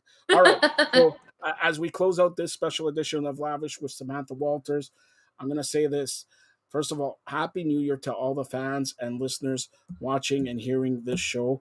And now, be kind to the loved ones. Go, give a hug to your dad, to your mom, to your girlfriend, to your boyfriend, to your mistress, or if it's a guy, what is it, misterist, misterist? Yes or no? No? I don't Come know. on. You don't know. All Mr. right. I love what you said, though. You know what? Shout out to The Rock, Dwayne Johnson, for saying that too. Joe just All talked right, about hold on. You have mentioned Dwayne Johnson every show that we've been on here. And here, about 2 years ago, maybe 2.5, 3 years ago, tell the fans, the millions and millions of fans, who called you on your birthday. The Rock was on a four-way call with Joe and myself and him, and I believe it was Jess, and it was amazing. What when you were talking to somebody almost as big as me, all right, Dwayne Johnson, almost as big. The president of the provinces of Canada, absolutely. Well, no wonder you're back. All right, so what were your feelings when you spoke to DJ? I was super excited. I was super overwhelmed with joy. I wanted to play it cool so he didn't think I was too overly crazy fan. But I think it was definitely a good conversation. So but one of my year, favorite quotes by him, which Joe just kind of touched on by telling you guys to be kind to one another, is The Rock has a quote that says, "It's nice to be important, but it's more important to be nice." And that's what Joe just reminded me of when he said, be kind to one another, because I think kindness is one of the most best thing that you can ever do. And it's also not only be kind to others, but be kind to yourself and be patient with yourself. All right, so 2 years ago you got The Rock. This year, is it Janicki? Is it Bull Pit? Is it Pitbull? Is it Nicky Jam? Is it Bunny Bad? Is it who? Well, earlier we had a conversation, Joe, and you told me Kevin. I'm not going to say the You last told me name. Kevin Bret Hart. You told me you want Kevin Bret Hart. That's Yeah. Listen, I think you're even taller than him. I think maybe. Maybe. Maybe. All right. So as we close this out, tell everybody how they could get you on social media and any shout outs that you want to do, because hopefully you'll be back on here more than once a year. Yes, shout out to everybody who has been kind to themselves this year and kind to one another. I want to also give a shout out to Jess and to everyone who's been on the show too in the past with me, to Jen Connor, to every show that I've kind of been on in that sense, and to Joe for being so kind and so welcoming and constantly keeping his doors open, making sure that the Fired Up Network is always fired up. You know what? One thing I've been telling my family is Joe puts the fired in the up, so it's definitely there. Wait, hold on. But, I put the fired in the up. Like, what? You're fired? What is that? Yeah, I was just like, he puts the fired in the up because he's always fired up. But You guys can follow me on social media on Instagram and Twitter at Samantha_media with an extra A at the end. Don't forget to tune in to the Fired Up Network and the Fem Network, where you can watch Lavish being streamed on all platforms. Joe, tell them how many platforms we are now on this year. Audio platforms 212, including Alexa. All right. And I like to give a shout out, say Happy New Year to Alexis. All right. I want to say Guys, wait, hold on. 212 is the birth. So you just gave away Chris. What's wrong with you? Don't give away your address. Everyone knows I live in Burlington. Now, what are you doing? Seriously, Sam. Now you tell everybody you live in Burlington, 212 Burlington. You might as well just give the street O'Connor Drive. Come on. There you go. It's Niagara Falls Drive, but no, Niagara Falls Drive in Burlington? No. I gotta Google that. I gotta Google that. All right, Sam. Again, everybody, I want you to have a happy holidays and happy New Year. And like I said, to your moms, dads, brothers, sisters, boyfriends, girlfriends, and all that, be kind, be nice, give them a hug when you never know what happens and all that. So go ahead, you get the last word. Yes, thank you guys. I hope you guys are having a very happy holiday. Please just continue to be kind to one another. Continue tuning in, and definitely let us know if you have any comments, topics, anything that you would like us to speak on. We want to make sure that you guys get heard. One of the things about the Fem Network and the Fired Up Network is we constantly shed light on the voices of the community, and we're able to talk about the things that nobody really wants to talk about. So tune in and definitely subscribe and stay tuned and stay warm. It's not even cold outside. Next week we just had a storm, Joe. Just first of all, you said Jess. What is Jess saying? Is she coming back on the Fired Up Network soon or what? Only time will tell. Well, TikTok, the time's gonna go. Come on. And by TikTok. The way, yeah, you're gonna do TikToks now. You want to tell everybody your TikTok? No, I don't have. You have TikToks. They're like a Burlington. Just check out Sam Burlington, and you'll find the TikTok. All right. So again, Happy New Year, all the best. Really glad and excited to have Sam back, part of a Fired Up and Fem family. Hopefully, we'll have this more than maybe once a week or twice a week. But Sam, this time I want you to talk really about entertainment. Like, what do you do at clubs?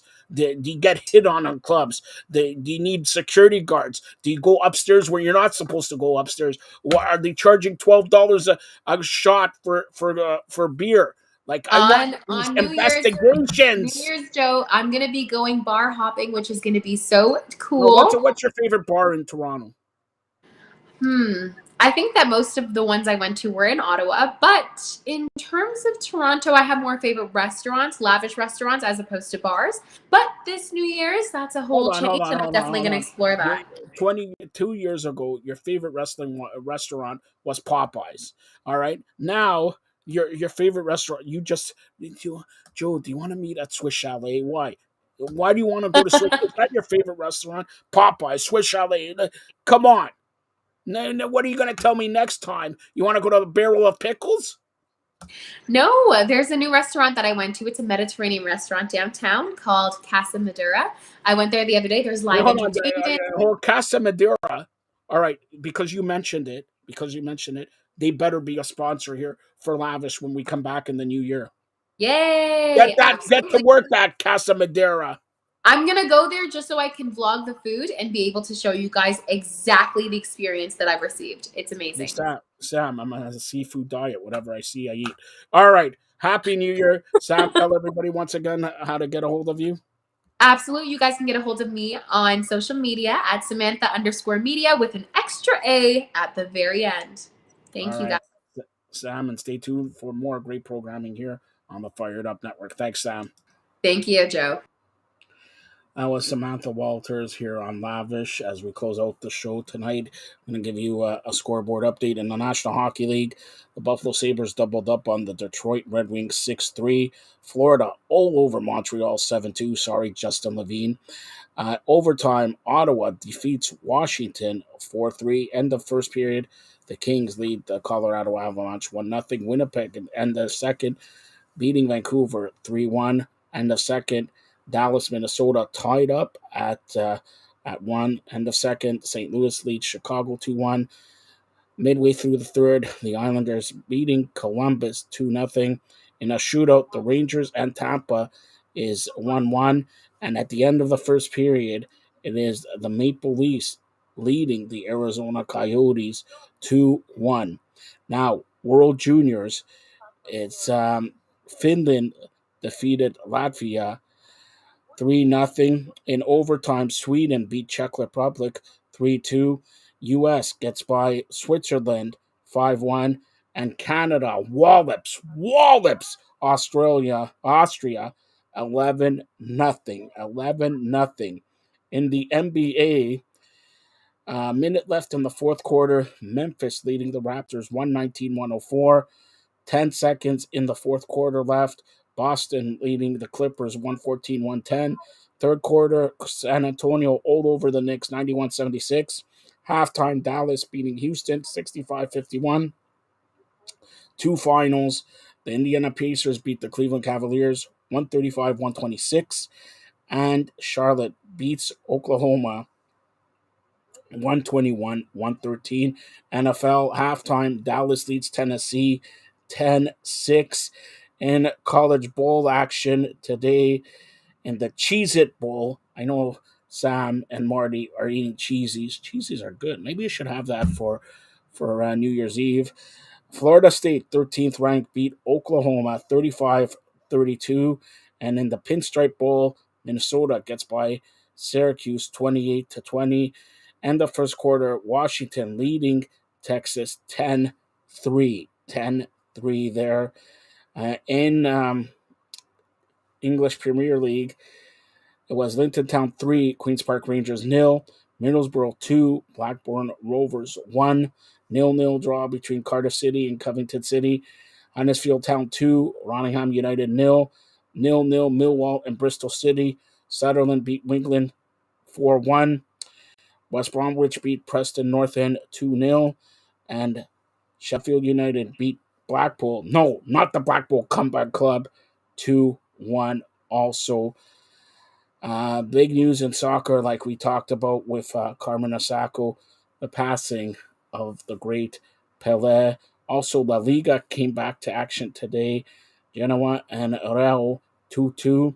Athletic and Real Betis 0-0.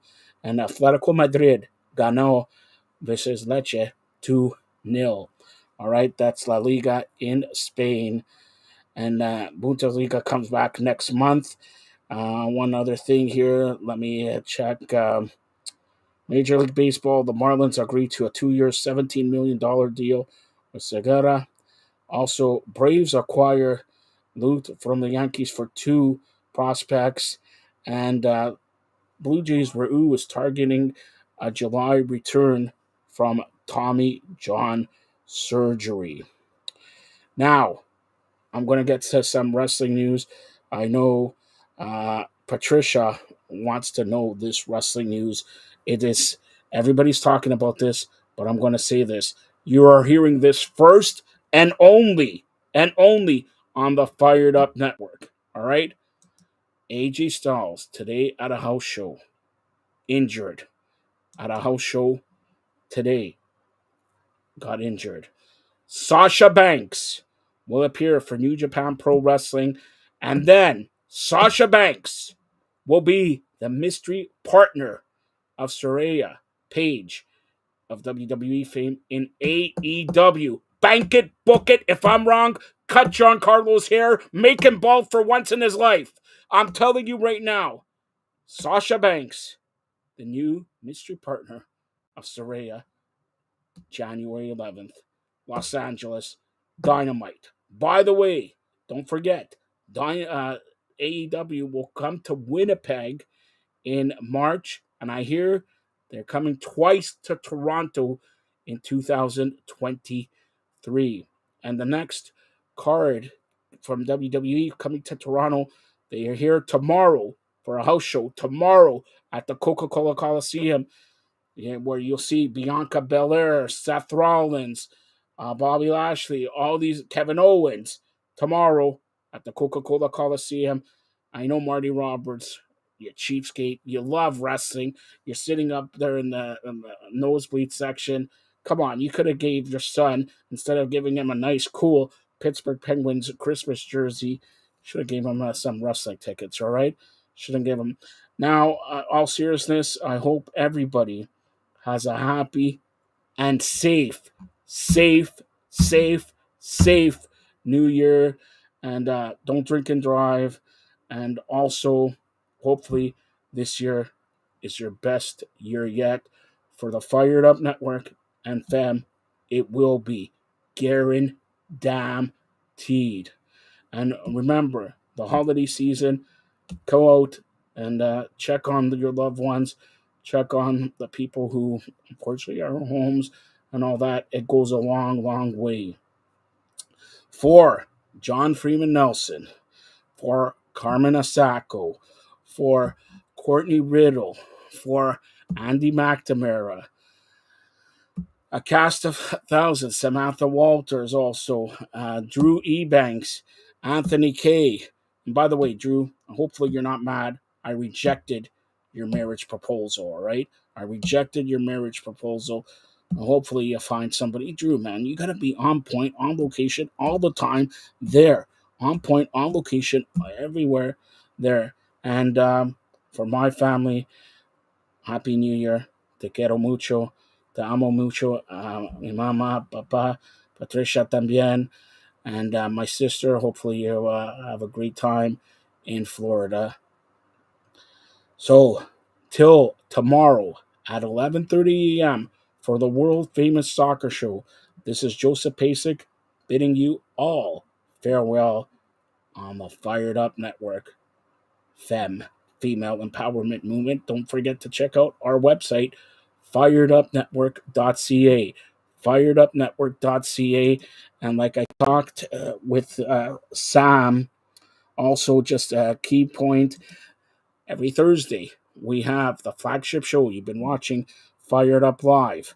Also, don't forget, all our shows can be heard audioly on 212 platforms. 212 platforms.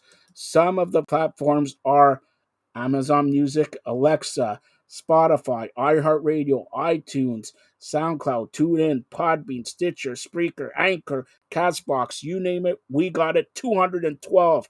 Don't forget to download our app, the Fired Up Network app, available on iOS and Android. Just go to the App Store, search Fired Up Network, and we're also on social media, Instagram, Twitch, TikTok, Discord, Clubhouse, Pinterest at Fired Up Net, YouTube, Snapchat at Fired Up Network, and check out Female Empowerment Movement Fem on Twitter and Instagram at Join FE Movement.